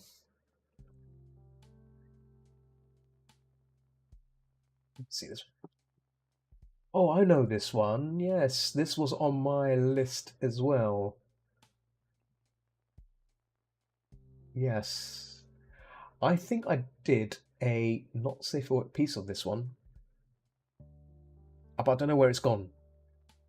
It was a female Toxtricity, but I don't know where I have placed it. Which I apologize for. I don't know where it's gone. I do recall making this. I don't know if so. There's a guy I know named Dragoneer who runs Fair Affinity. Well, I don't know if he still. I think he still runs it. I'm not sure. Yeah, it was on a chat one day, and he was saying, "Oh, like Toxicity," and I just did a loose doodle of it, like a curvy curvy version of a female version of that, and I did a doodle of it, but like I don't know where it's gone now. I do recall drawing it though. Very voluptuous, let's say, very voluptuous Toxtricity.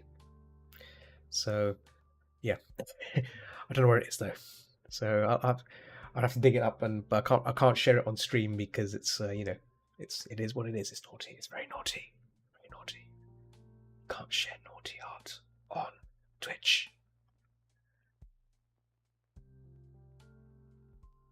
You cannot do that. You get done in. You get. Oh.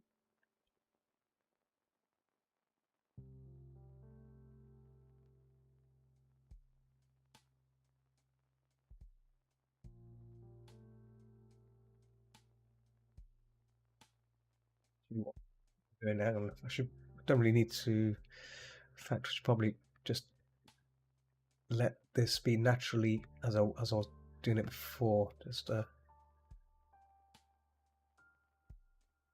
I was going to hide this away and then let this be like. So let's turn it off. Yeah, turn off with the don't even need.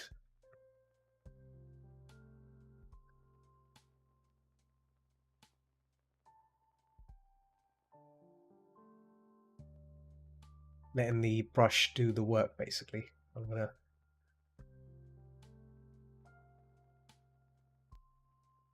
see how I did the poke. Let me just quickly check the Pikachu one, because I did a Pikachu version of this, like with lightning. I think I kept it relatively simple. Let me just see. Pikachu.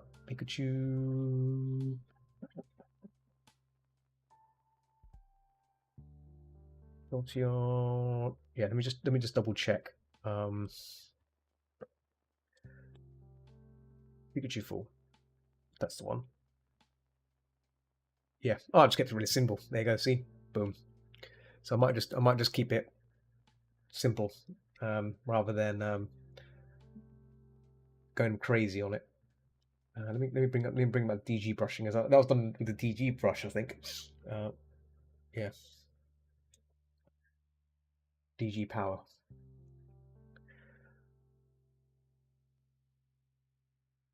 So yeah, that I'll keep that. I'll put these names into a bag, like a list, and if whenever I get time, to work on them, I will consider. Actually, let's use a hard round brush instead. There we go, hard round brush. There we go.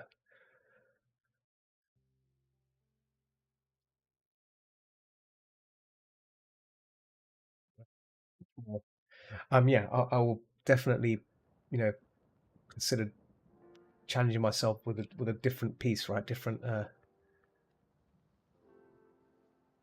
doodle.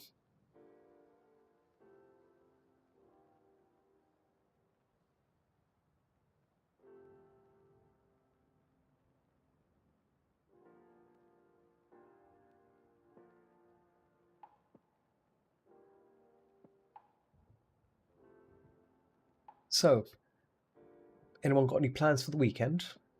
Any weekend stuff? I know. Matrix sadly is working on. He's gonna be working. Like I know, it's not the best time. And normally, I'll suggest him if he wanted to come out for some Japanese, but yeah, he has to work, and that's understandable. I know Gallon will be sleeping, maybe doing his stuff. More sleeping. Don't know what Lizard Lounger does for a weekend. We didn't. You do anything cool on the weekend? Anything cool? I'm probably gonna go into London for a bit. There is a fair meet that happens, and I'm staff there, so I'm gonna have to make the efforts of doing the staffy thing. I might stream there, like stream from to Discord to the local Fermi server. We got a server on there, so I might do that. We'll see. I'm not sure what the not sure what the verdict is on from our staff point of view. But it'd be good to do that because we're trying to excuse me make use of our server and try and make it grow by making it a bit more fun and interactive and getting ourselves involved and just on the streaming scene of things, getting involved. It was good. Okay.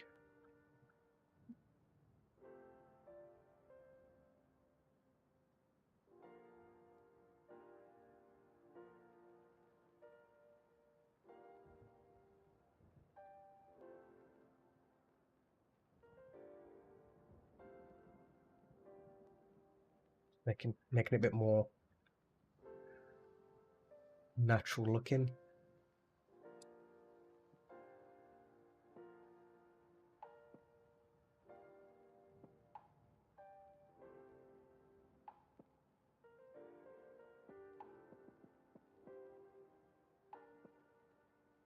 References of electric bolts. So I could be sneaky here and just essentially just add one of these in, right? It'll just do the trick. But it's not the same, it's not the same.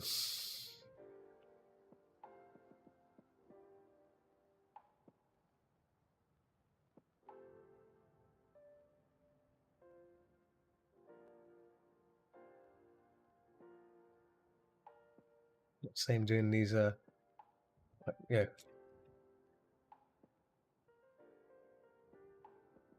Gotta, well, rather than using a brush or something to make this, I'll do it myself. You know.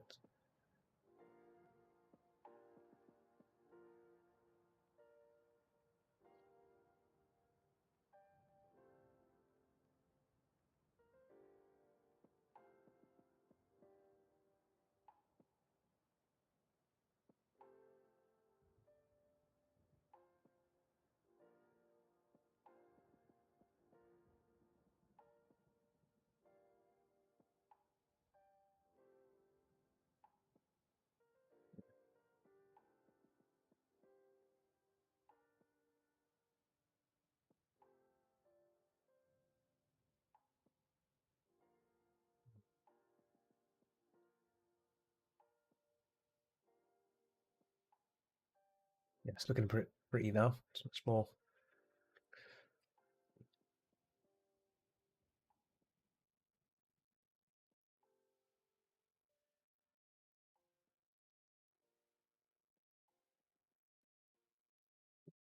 Why don't you see? I'm still playing okay.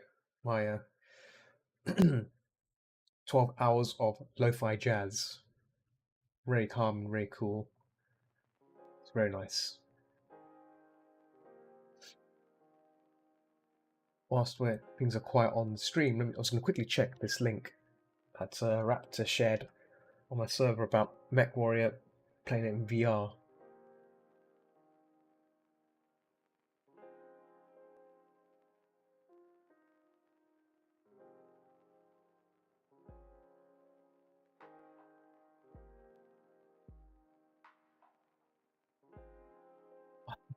It's a joystick. Hang on, what is it? 2 joysticks. Oh my goodness. Okay.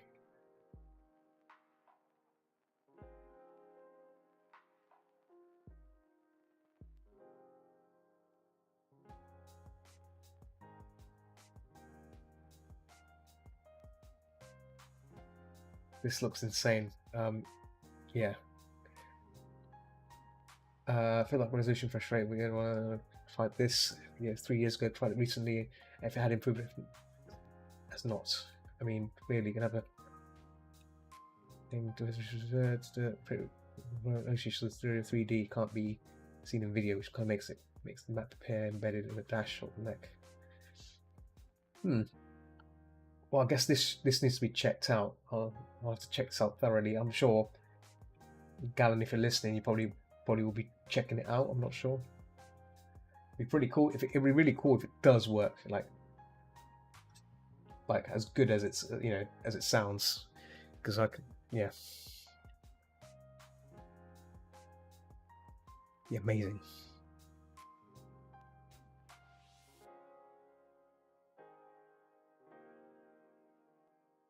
Watch the video. I think I'm too lazy to do.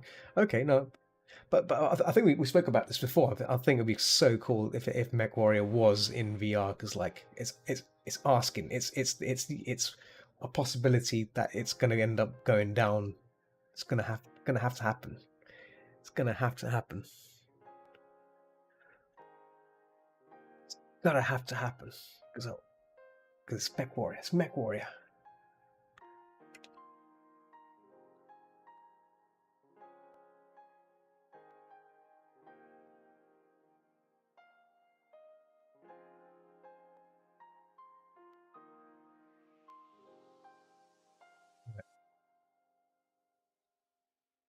I think this is nearly done. I'm just gonna add a glow to this.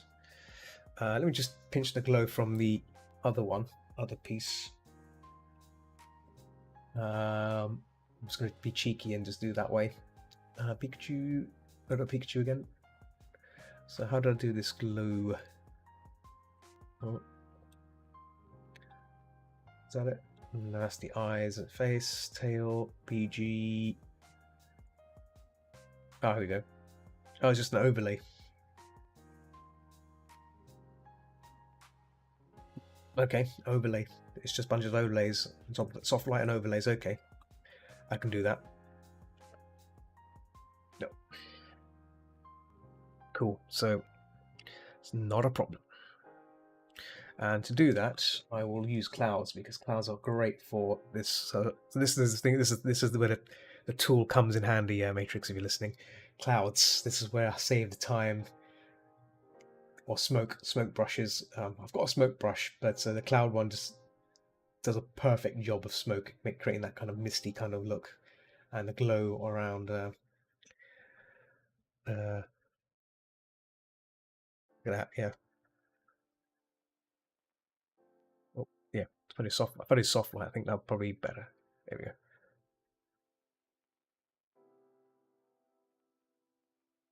And then make a new one with overlay.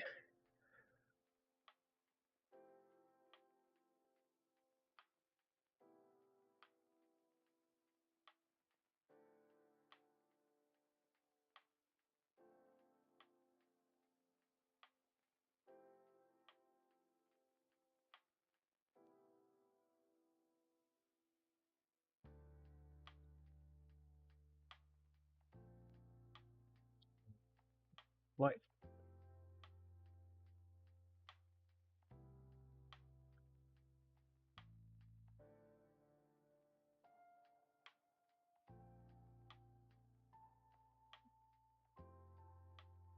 Don't make it too strong on there. Switch to the other cloudy brush, so add a bit of variation.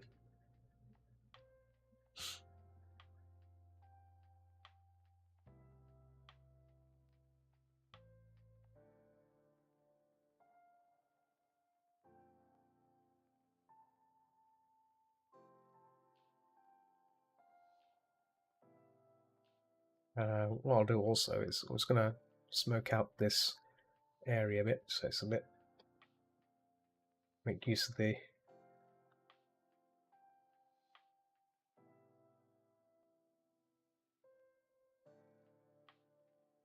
probably get rid of the thumbnail. Don't need it anymore. Thank you, thumbnail. Your job has been done. Your need is no longer required. And get rid of the border as well. Yeah, so this is where I just tend to have a bit of fun with the cloud brush and or smoke brush. Just really make things stand out a bit more. You know, just settle the. So.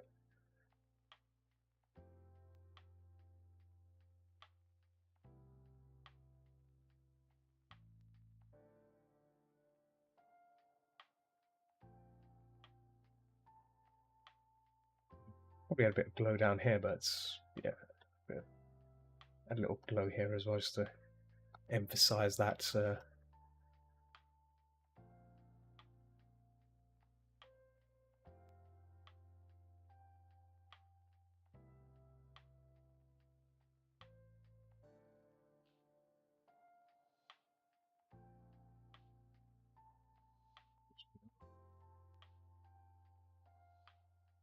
I tend to switch between two cloudy brushes and let it do all the work, and then back on here again. I think I've done a bit of excessive on the glow there, like really blew it up. I think these things should just be there. I think, yeah, not too crazy on that. Let's clean up the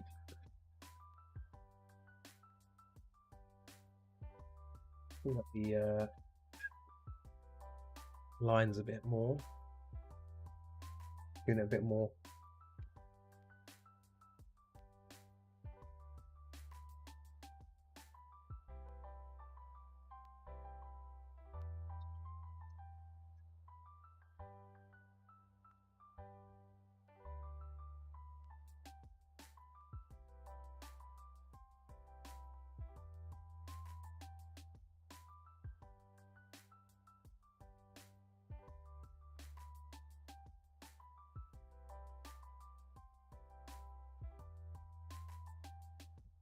Right in here, so it just looks a bit.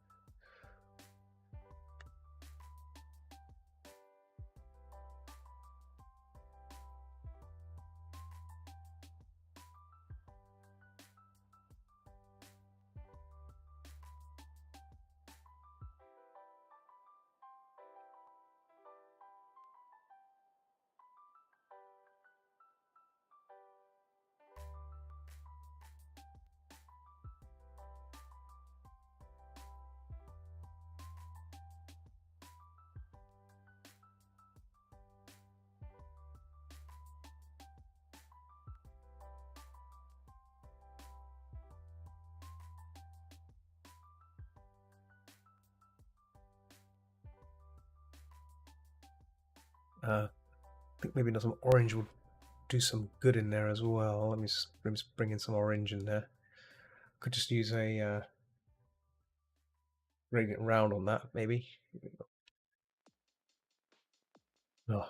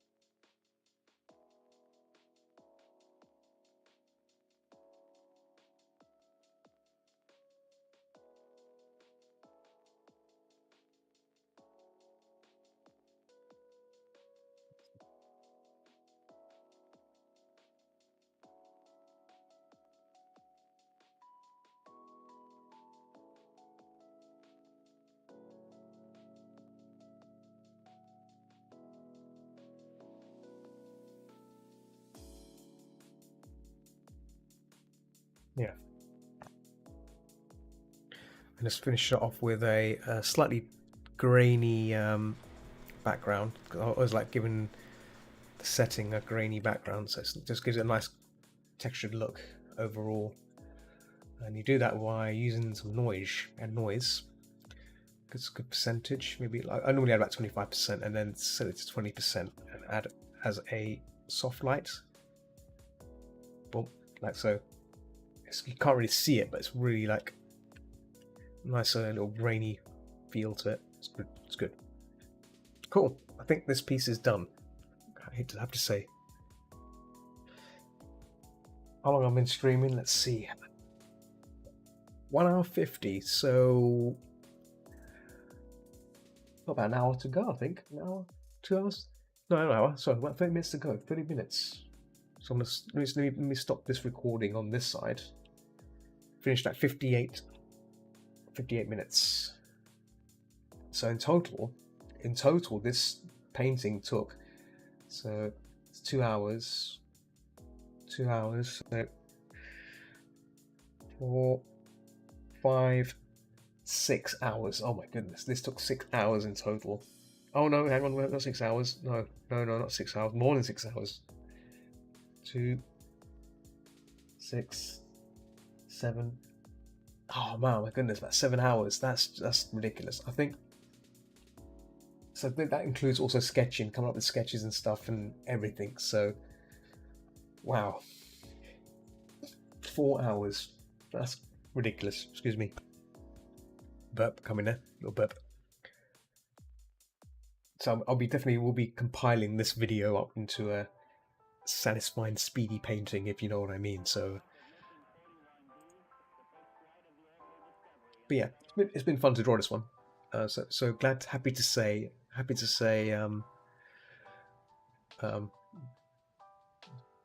Jolteon is done.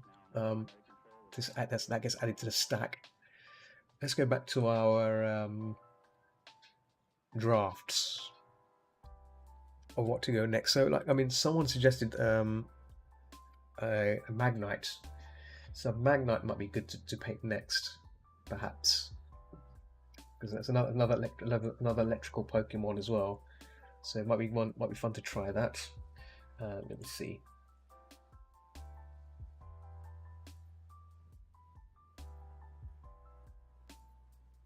Where's the blasted Magnite? That's it. Magnite. Magnite's a car. I want a Pokemon. Is it Magnite? Magnemite. Magnemite. There we go.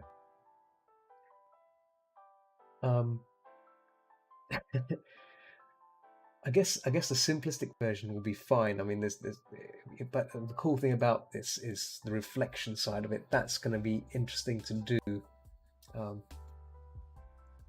So it'll be fun to try out. Let me see. Let's make a new layer.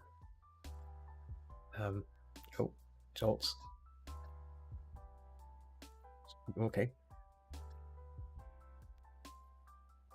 In there. What's going on here? Oh, let's delete that. Well, let's try this again. Magnemite. I can't spell. Yeah, Magnemite. So making sure we can make a duplicate of that folder. Yes, good. Right. Everything has to go in here. Everything has to be deleted. Everything has to be deleted except the darn folder. There we go. All right. So I'm going to start again afresh, come to my ideas, and then go from there. And that's pretty much it. Let's see. So this particular Pokemon is mostly made of metal, so it's pretty much metal.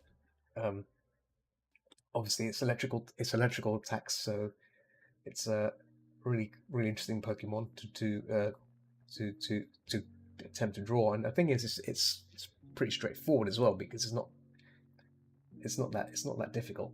I think the hope Camtasia.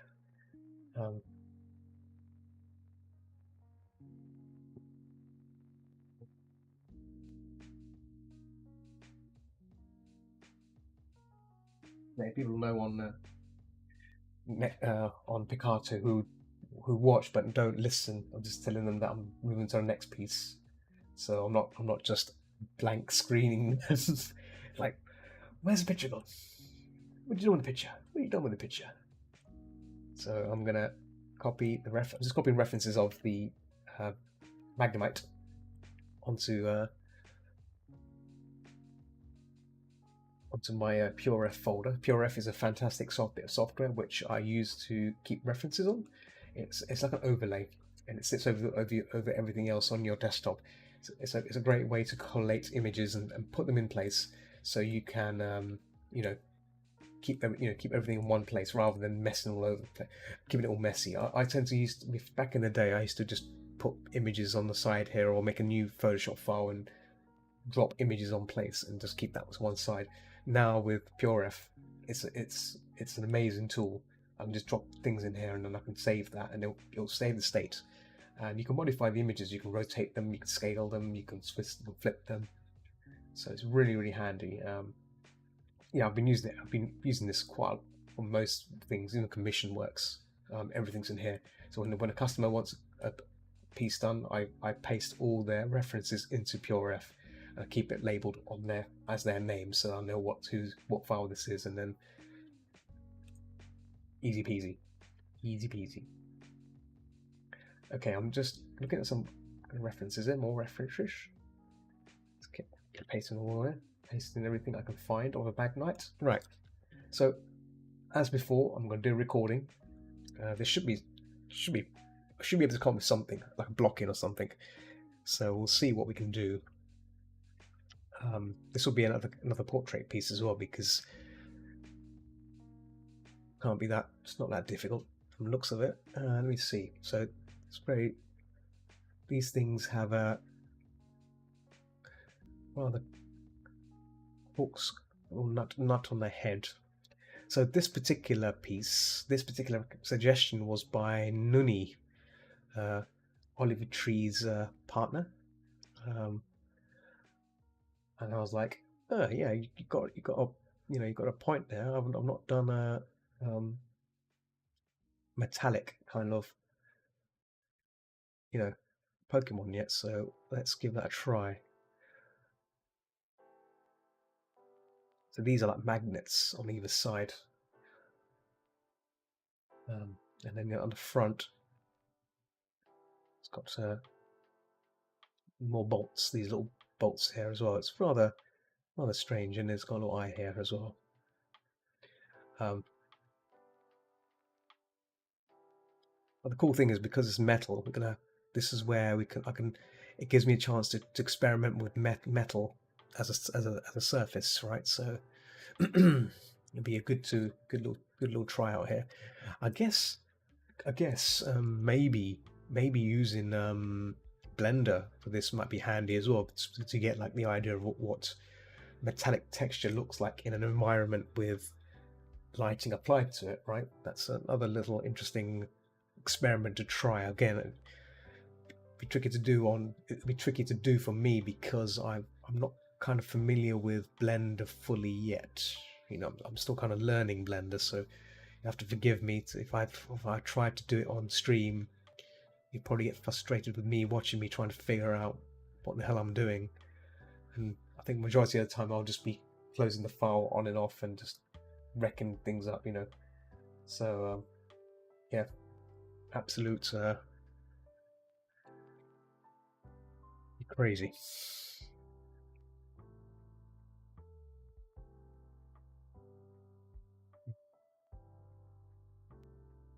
So for more references, more possible poses for this particular Pokemon. It's mostly just round, just a circle with bolts in it. But actually, these things move around as well, so this might be interesting in terms of maybe just, you know, shooting upwards or something like that.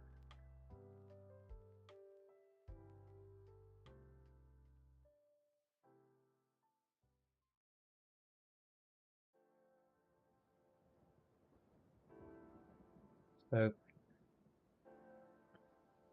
maybe it's looking up at you and zapping something, you know.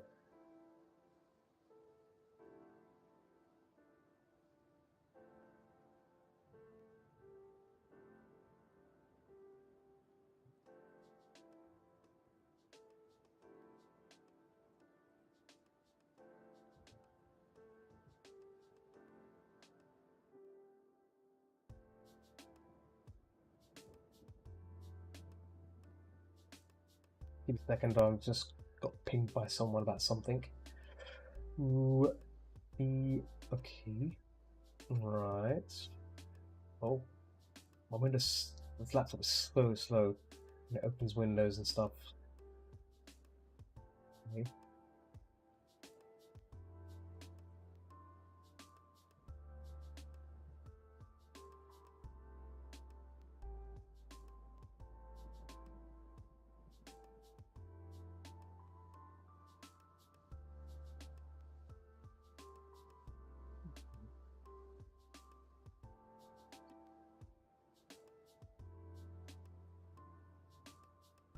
Yeah, cool.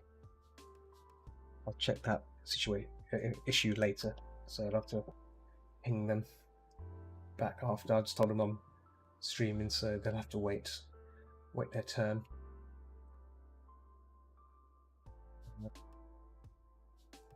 Close a few windows there as well. I realised I've got like several tabs open, pointing to several different things. So give me a second. Close this and close that. There we go. Having multiple windows open can be a bit crazy. Anyway, in fact, I'm not going to draw the whole D. I'm just going to do like simplistic, you know, just shapes of that thing, and then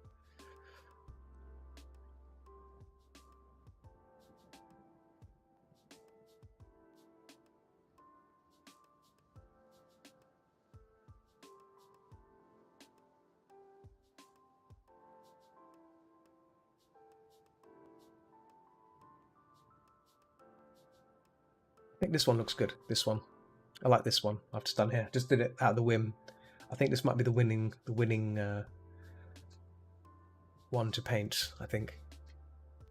I'm not sure what its special attack. What is this? I think just no. It's just basically just it's just gonna have like a, or maybe it's these things here. Maybe sideways. Let me see. Magnet Pokemon attack. Let me see. What are its attacks? Oh, actually, it does have a like. It can do an eye like that. It can be an angry. But this one could look good as well with that kind of.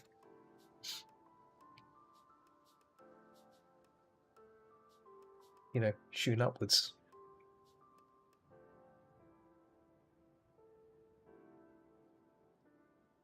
Or maybe this one, the top one, could be the winning one, but shooting towards the viewer. So if I just do that, that's giving me an idea now. So I can probably put this to one side.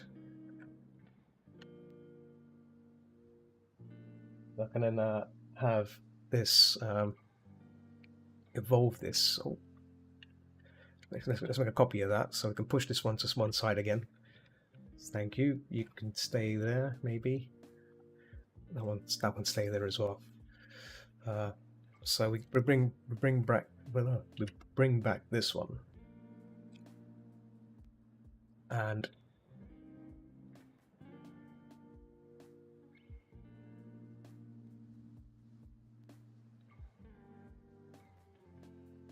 it's got a bit of foreshortening going on here. So like maybe this is like maybe it's a bit too far out. Perhaps it's you know, kind of like that.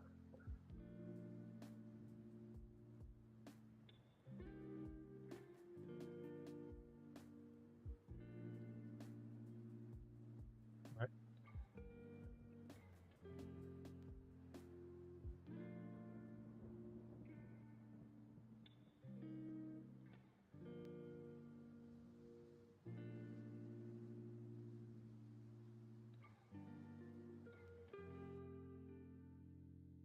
Yeah, Matrix. No worries, man. And thanks for hanging out. And hope you have a lovely evening or lovely snooze. Catch you later.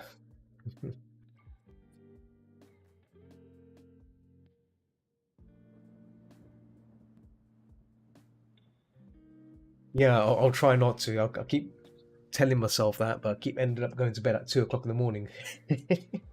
But yeah, night, fella. Yeah.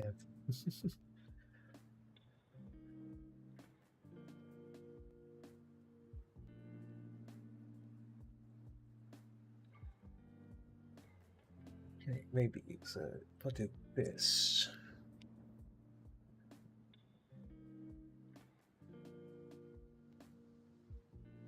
So apparently this is like further up. I think this is like more. There's more up there. It's there. Yeah. That one can be further up as well.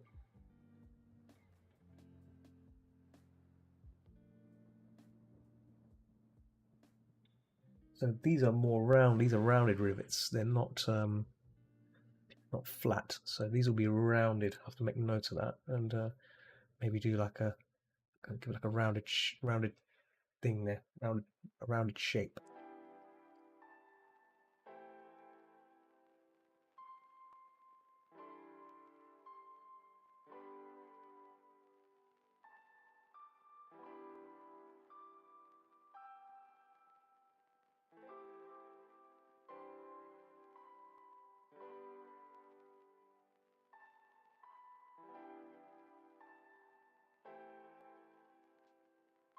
Maybe these could be added. Maybe like an extra edge could be added to these to make it look like a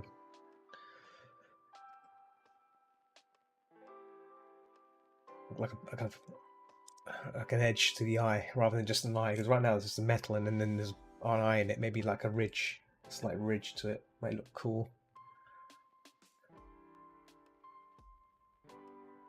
I'm gonna copy this out because it looks like look at this already. I'm just gonna move this just a bit up and then maybe tilt it down a bit. Right.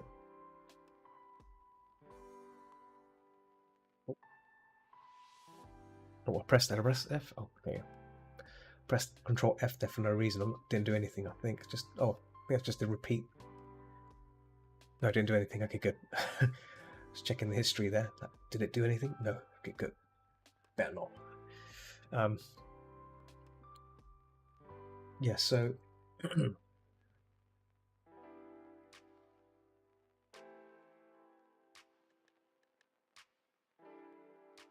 Something like this could potentially work as a piece. So It's a bit of white. That's probably why it's not liking that.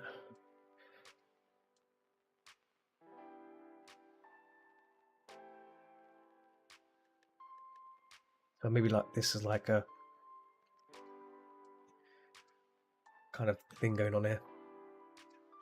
Firing from the left, firing from one side. Then you have this side, obviously, sort of like a hanging to one end.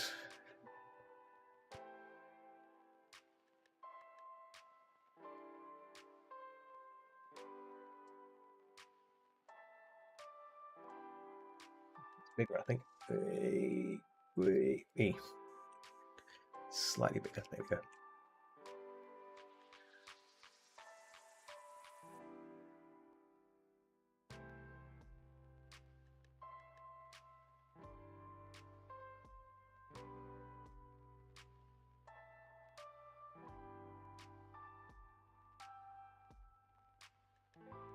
Like so.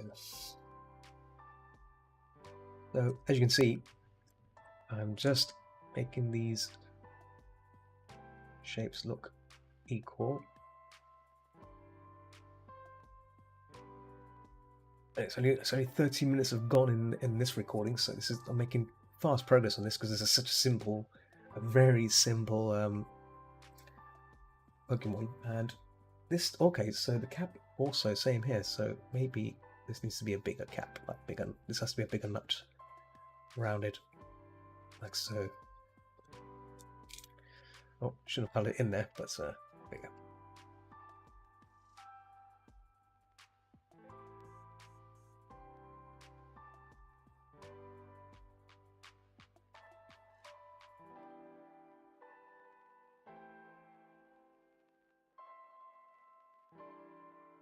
Yeah, I think adding that kind of curve going down just makes it more, yeah, happy. One that's middle of an attack, right? So this area here will be kind of glow. This will be the glow part. So definitely going to be a spark here or some sort. So it's going to be reflecting on here, this part. Okay, so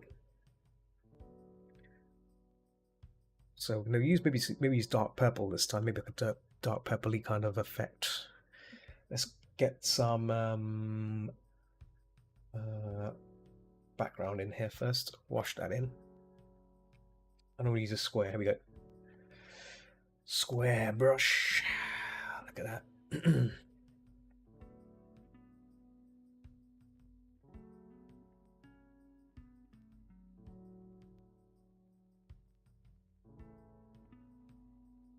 So I might use a bit of perspective here just to give it a sense of you know.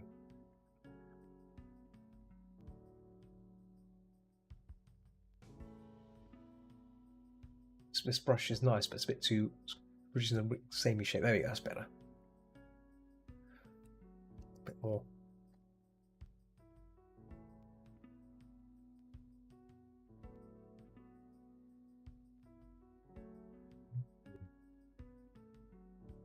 So I've not really planned ahead about what this background will have like color-wise, but I think purple with yellow may work on here as well. Again, because lightning, more lightning. So I used blue last time. I don't use too much blue again. I think the perspective lines I did for kind of similar to Bulbasaur looked pretty cool as well. So I'm doing the same thing here as well. Again, and the point of origin is basically around there. So, oh, yeah, accidentally picked the height on that there.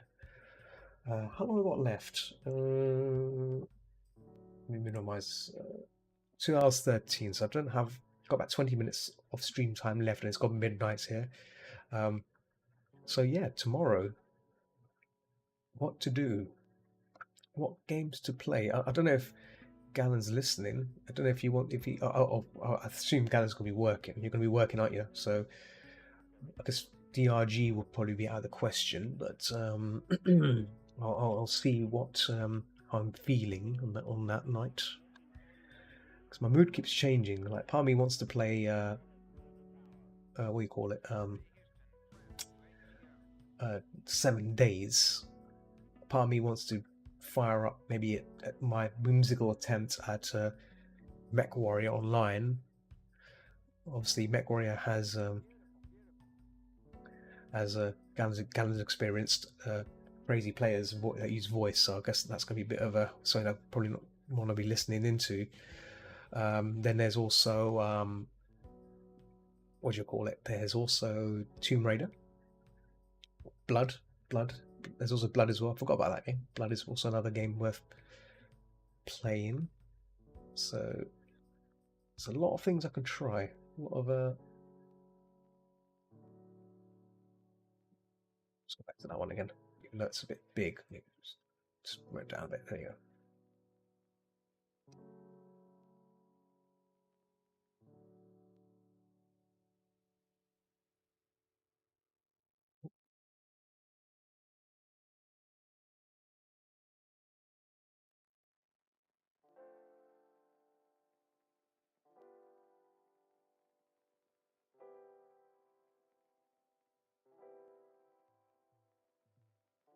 It's doing that hard stroke problem again I had before with this brush, so it's just did it there. Just did it there. Thank you very much, Photoshop.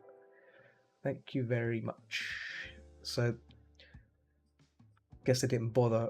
Oh, they didn't want to fix the problem with CS6. You know what? I should test this. I think this problem happens on CC as well. I'll have to double check because I've got CC on my laptop, but obviously it's not licensed to me. It's licensed to the company I work for, so I can't really use that. So it's kind of a bit of a one that something I don't want to use it for personal things. I've got a feeling it's probably the same problem. It's the same problem as this one. What see you having there? Look there again. Look, well, thanks a lot. Thanks a lot.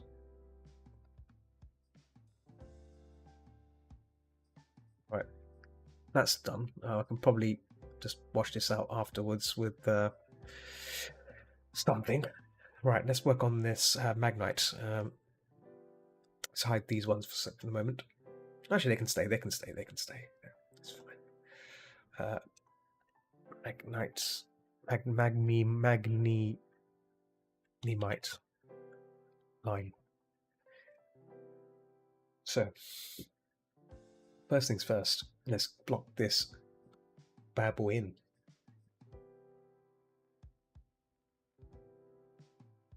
And I should probably turn off pressure. There we go. Let's turn that on. Yeah, that's better. Tip control. That's all I like. So this, as you can see, it gives it a nice tapered end. To be honest, I should just use a circle for this, right? Because it's perfectly circular, right? I may just do that. May just circle the bugger in, right? Let's try that. Because it is a circle. Doesn't matter how you look at it. I wonder if it can. There we go. Can we just do that? Let's make a new set. Let's do that and fill it in. There we go. Because why not? There we go. Just gonna, why reinvent the wheel, right? Why do that? Just do it that way. There we go. Boom. So now we have like a nice circle. Perfect. Right.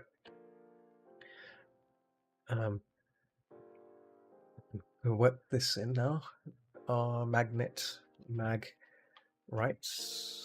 Well, I'll call it magnet right. Our right. So it'll probably make it more sense. Yeah. So this will be cleaned up. Right now I'm just going to block it in, and we can then find more next week. But right now I'm satisfied with the way this idea has come out. I'm satisfied. Looks interesting. Doesn't look boring. Mag left.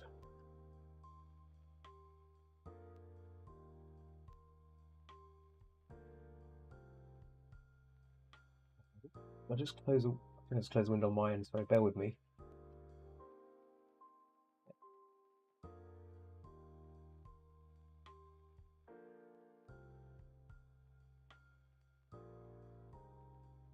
If I do that, oh, there you go. That's why. Duh. Tuh.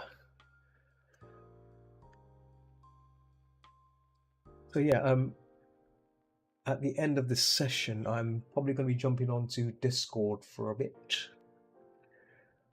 to, you know, hang out for a bit. If you want to hang out with me on voice, you may do so. I'll be about. Also going to make a mug of nice cocoa, as you may. Oh, you know what? Today I forgot. Oh, today I was in the supermarket this evening. I was going to buy some hot chocolate. I didn't. But I think tomorrow I should probably make a little trip outside and get some hot chocolate. And to be honest, I was in London. You know, tomorrow. You know what? Tomorrow, oh, not tomorrow. So Saturday. Saturday, because I'm going out. Because there's a fair meet going on. I might consider getting some actual hot chocolate, some luxury hot chocolate. I'm gonna spoil myself, right? Yeah, I'm gonna spoil myself. Why should I? Why should everyone else have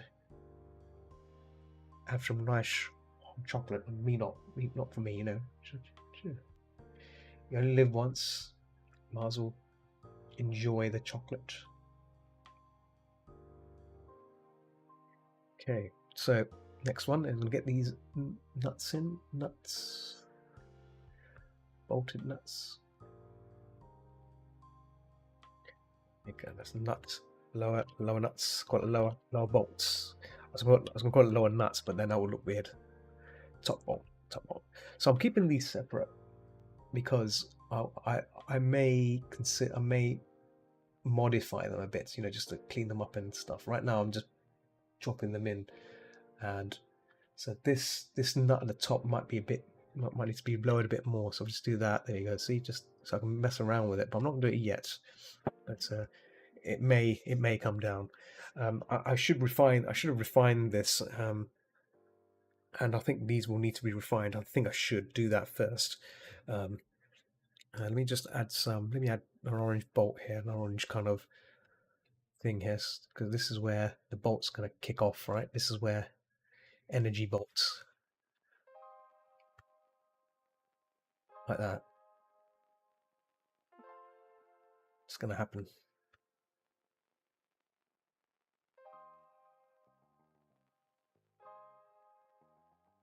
Oh, so this is where all.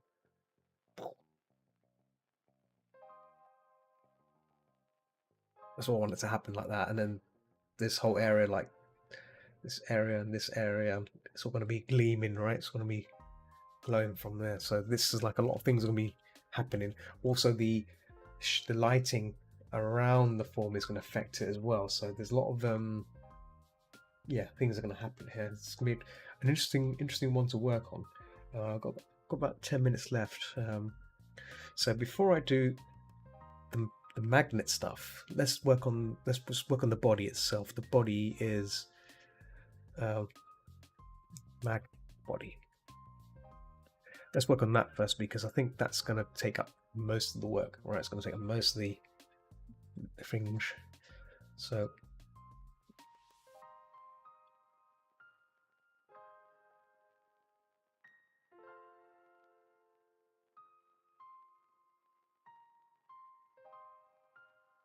reflections of what's around it, you know, that's just going to be interesting. This is going to be like a very interesting kind of piece, because there's a lot of stuff going on here. And what I may do for this tonight is on Blender. I think I might need Tree's help on this. I think Tree might not be able to. I think I might be able to do this without Tree. I think, but basically make an orb. What? Make an orb. Yeah. Just basically, the idea was to make a sphere, chromed, and then with purple background and a blue lighting, just so I can get a reference of chrome. You know, the chrome effect of what it looked like. You know, the reference. if you know what I mean. I'm doing a Magnite thanks to Nuni's suggestion, so I want to make this look nice. Yeah, exactly, easy peasy. Yeah, but yeah, I thought it should be straightforward. I think just add a material and then add the background and then add lighting. But just in case if I boob it up, if I boob it up.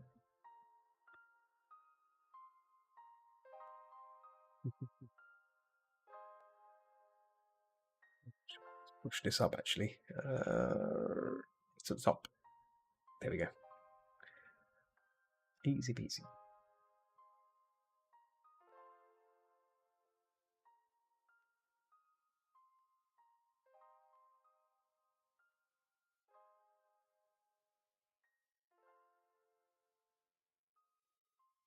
Yeah, doing spheres is can be like, especially sphere reflection. You have to think about everything around the object and what's behind it. Yeah, just add a sphere and add texture to it and use full of metallic and amounts of roughness. You're happy with it and source light sources to that. Yeah. Minus fast with the rendering. Yes, yes, yes. Exactly. You got it.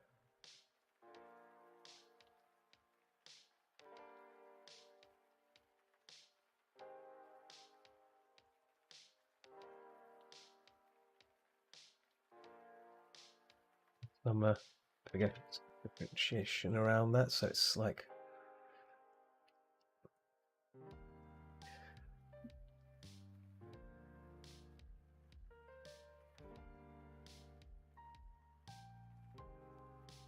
kind of making it fade into this natural shape here as well. But at the same time, I don't want it to be too fully purpled out. So it's gonna be a lot of glowing. Yeah. Well, I've got the RTX card. RTX. That should be fast rendering. That should be very fast. I hope. Um, super fast rendering.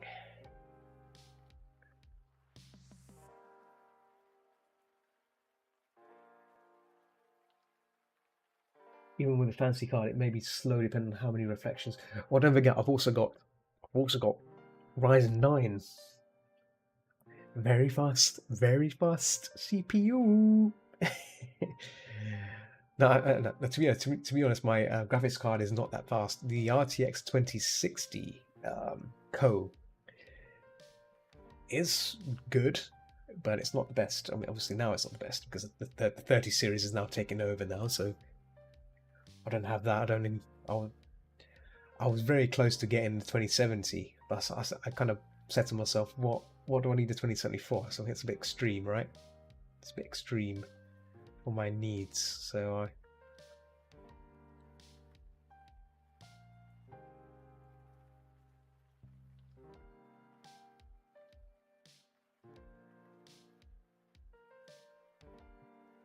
Hmm.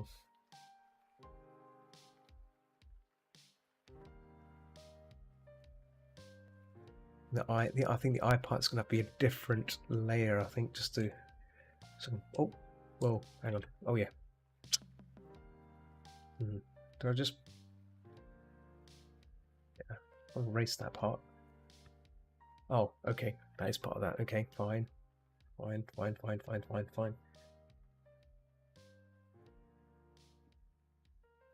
Yeah, the denoising part is interesting. I think I messed around with that when I did the Blender Guru tutorial, which reminds me, I need to get back to doing his tutorial, finishing off that coffee thing. Um, yeah, the denoising thing is really cool. Can really see the model more clearly because I remember when I first used to render stuff, it's like everything looks a bit gritty, very noisy. I wasn't too keen on that, but yeah, it all makes sense why it's there.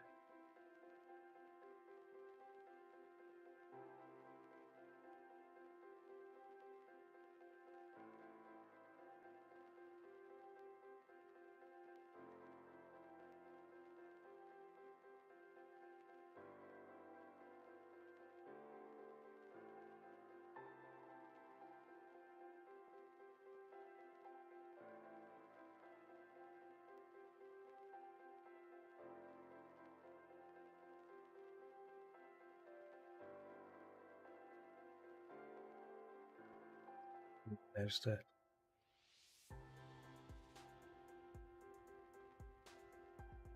No worries. I'm going to be ending fairly soon, so yeah. Thanks for hanging out, though, Tree. Um, Hope you have a lovely, lovely evening. Lovely little evening. I'm going to be bouncing off onto Discord for a bit. Yes, I will. Yeah, yeah. Like I said, I'm going to be bouncing on Discord for a while before I go to bed. So I'll be on there. I might do a bit more paintery stuff. I might actually work on the comic a bit, the Playfair comic, because it should be productive. Yeah, I'll be about. I'll be hanging out for a bit. Yeah. So if you once I make my cup of Joe, my cup of Joe, cup of coffee, cup of hot chocolate, I'll be there for a bit.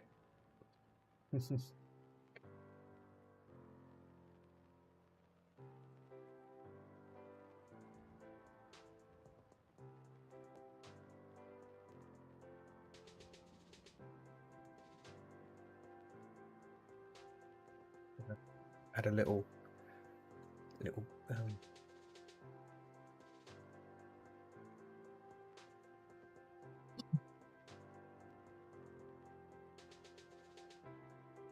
reflection like that. A lot of purple reflections going on here, so it's going to be.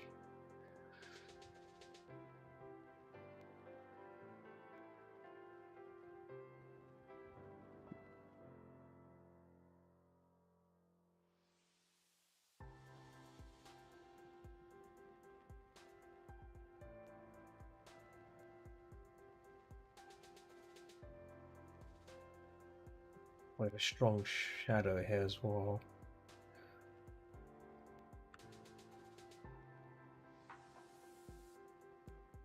Yeah, this part, it's got to showcase this circular edge, so it's going around, so this have to be. It's going to be tricky to do this, like, especially the rounded sphere. You know, like understanding that it's reflecting what's behind it as well. So that's another important aspect of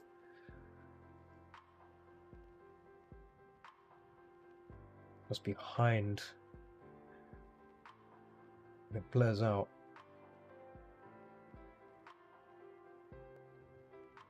There's a good demonstration done by Sam Nielsen, who's a illustrator for Disney and Pixar. I think he's done a few stuff. And he's done an in-depth video on drawing on Chrome Sphere, and it's really, really in-depth stuff. Like really in-depth stuff. You got.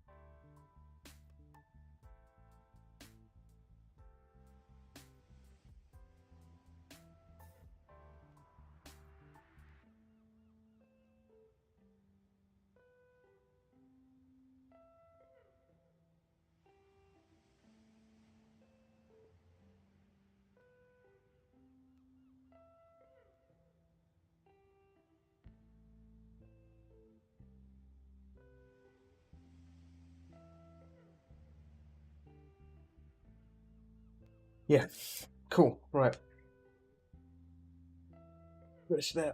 Stretch. Let's wrap it up here. So we finished the oh, We'll finish the is Porygon. Ah, I'll say sorry. Treasure made a post there saying, you know, Magnite and Porygon are good. Yeah.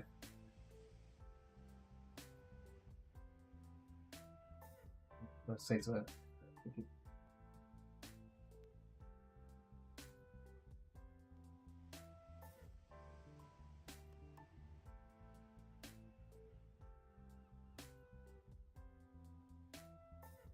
Yeah, I was going to try and do like a purple ball with shape thing going on here, because that's where it's going to come into effect. But so far I'm pleased with it, because like I've got the streaks here happening here. So I mean, I could just, I think the streaks could just go, and I'm just replace them with more misty stuff again. But I think this looks better. Let's see. Still recording, good. Still recording. Yeah. And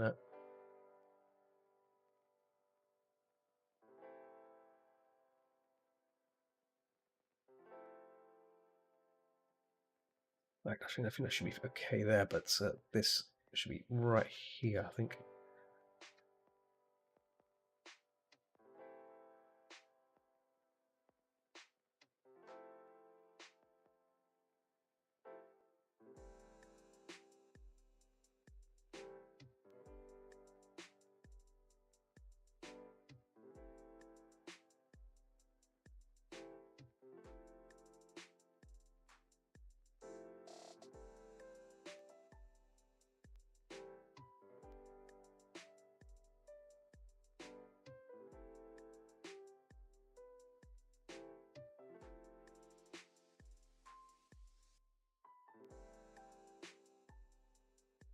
Wanted to add some more grey there, but natural like a base lighting, but I think that'll be a bit unfair.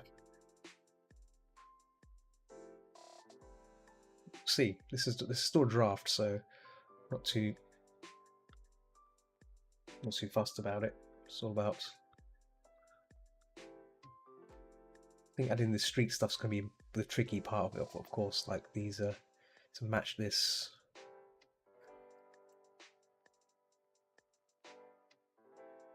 As you can see, it's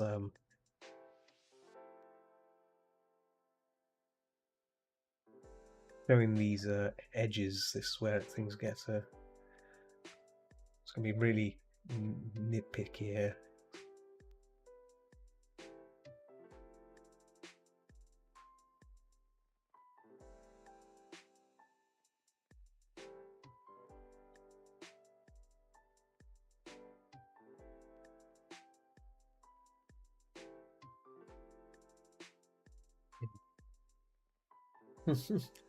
Cool. Let's stop it here. Stop recording. 40 minutes in.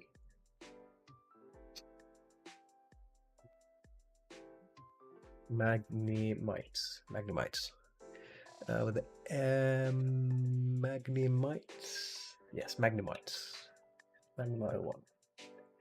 Excellent. Gonna try and make this Chrome idea, and then see where I go with it.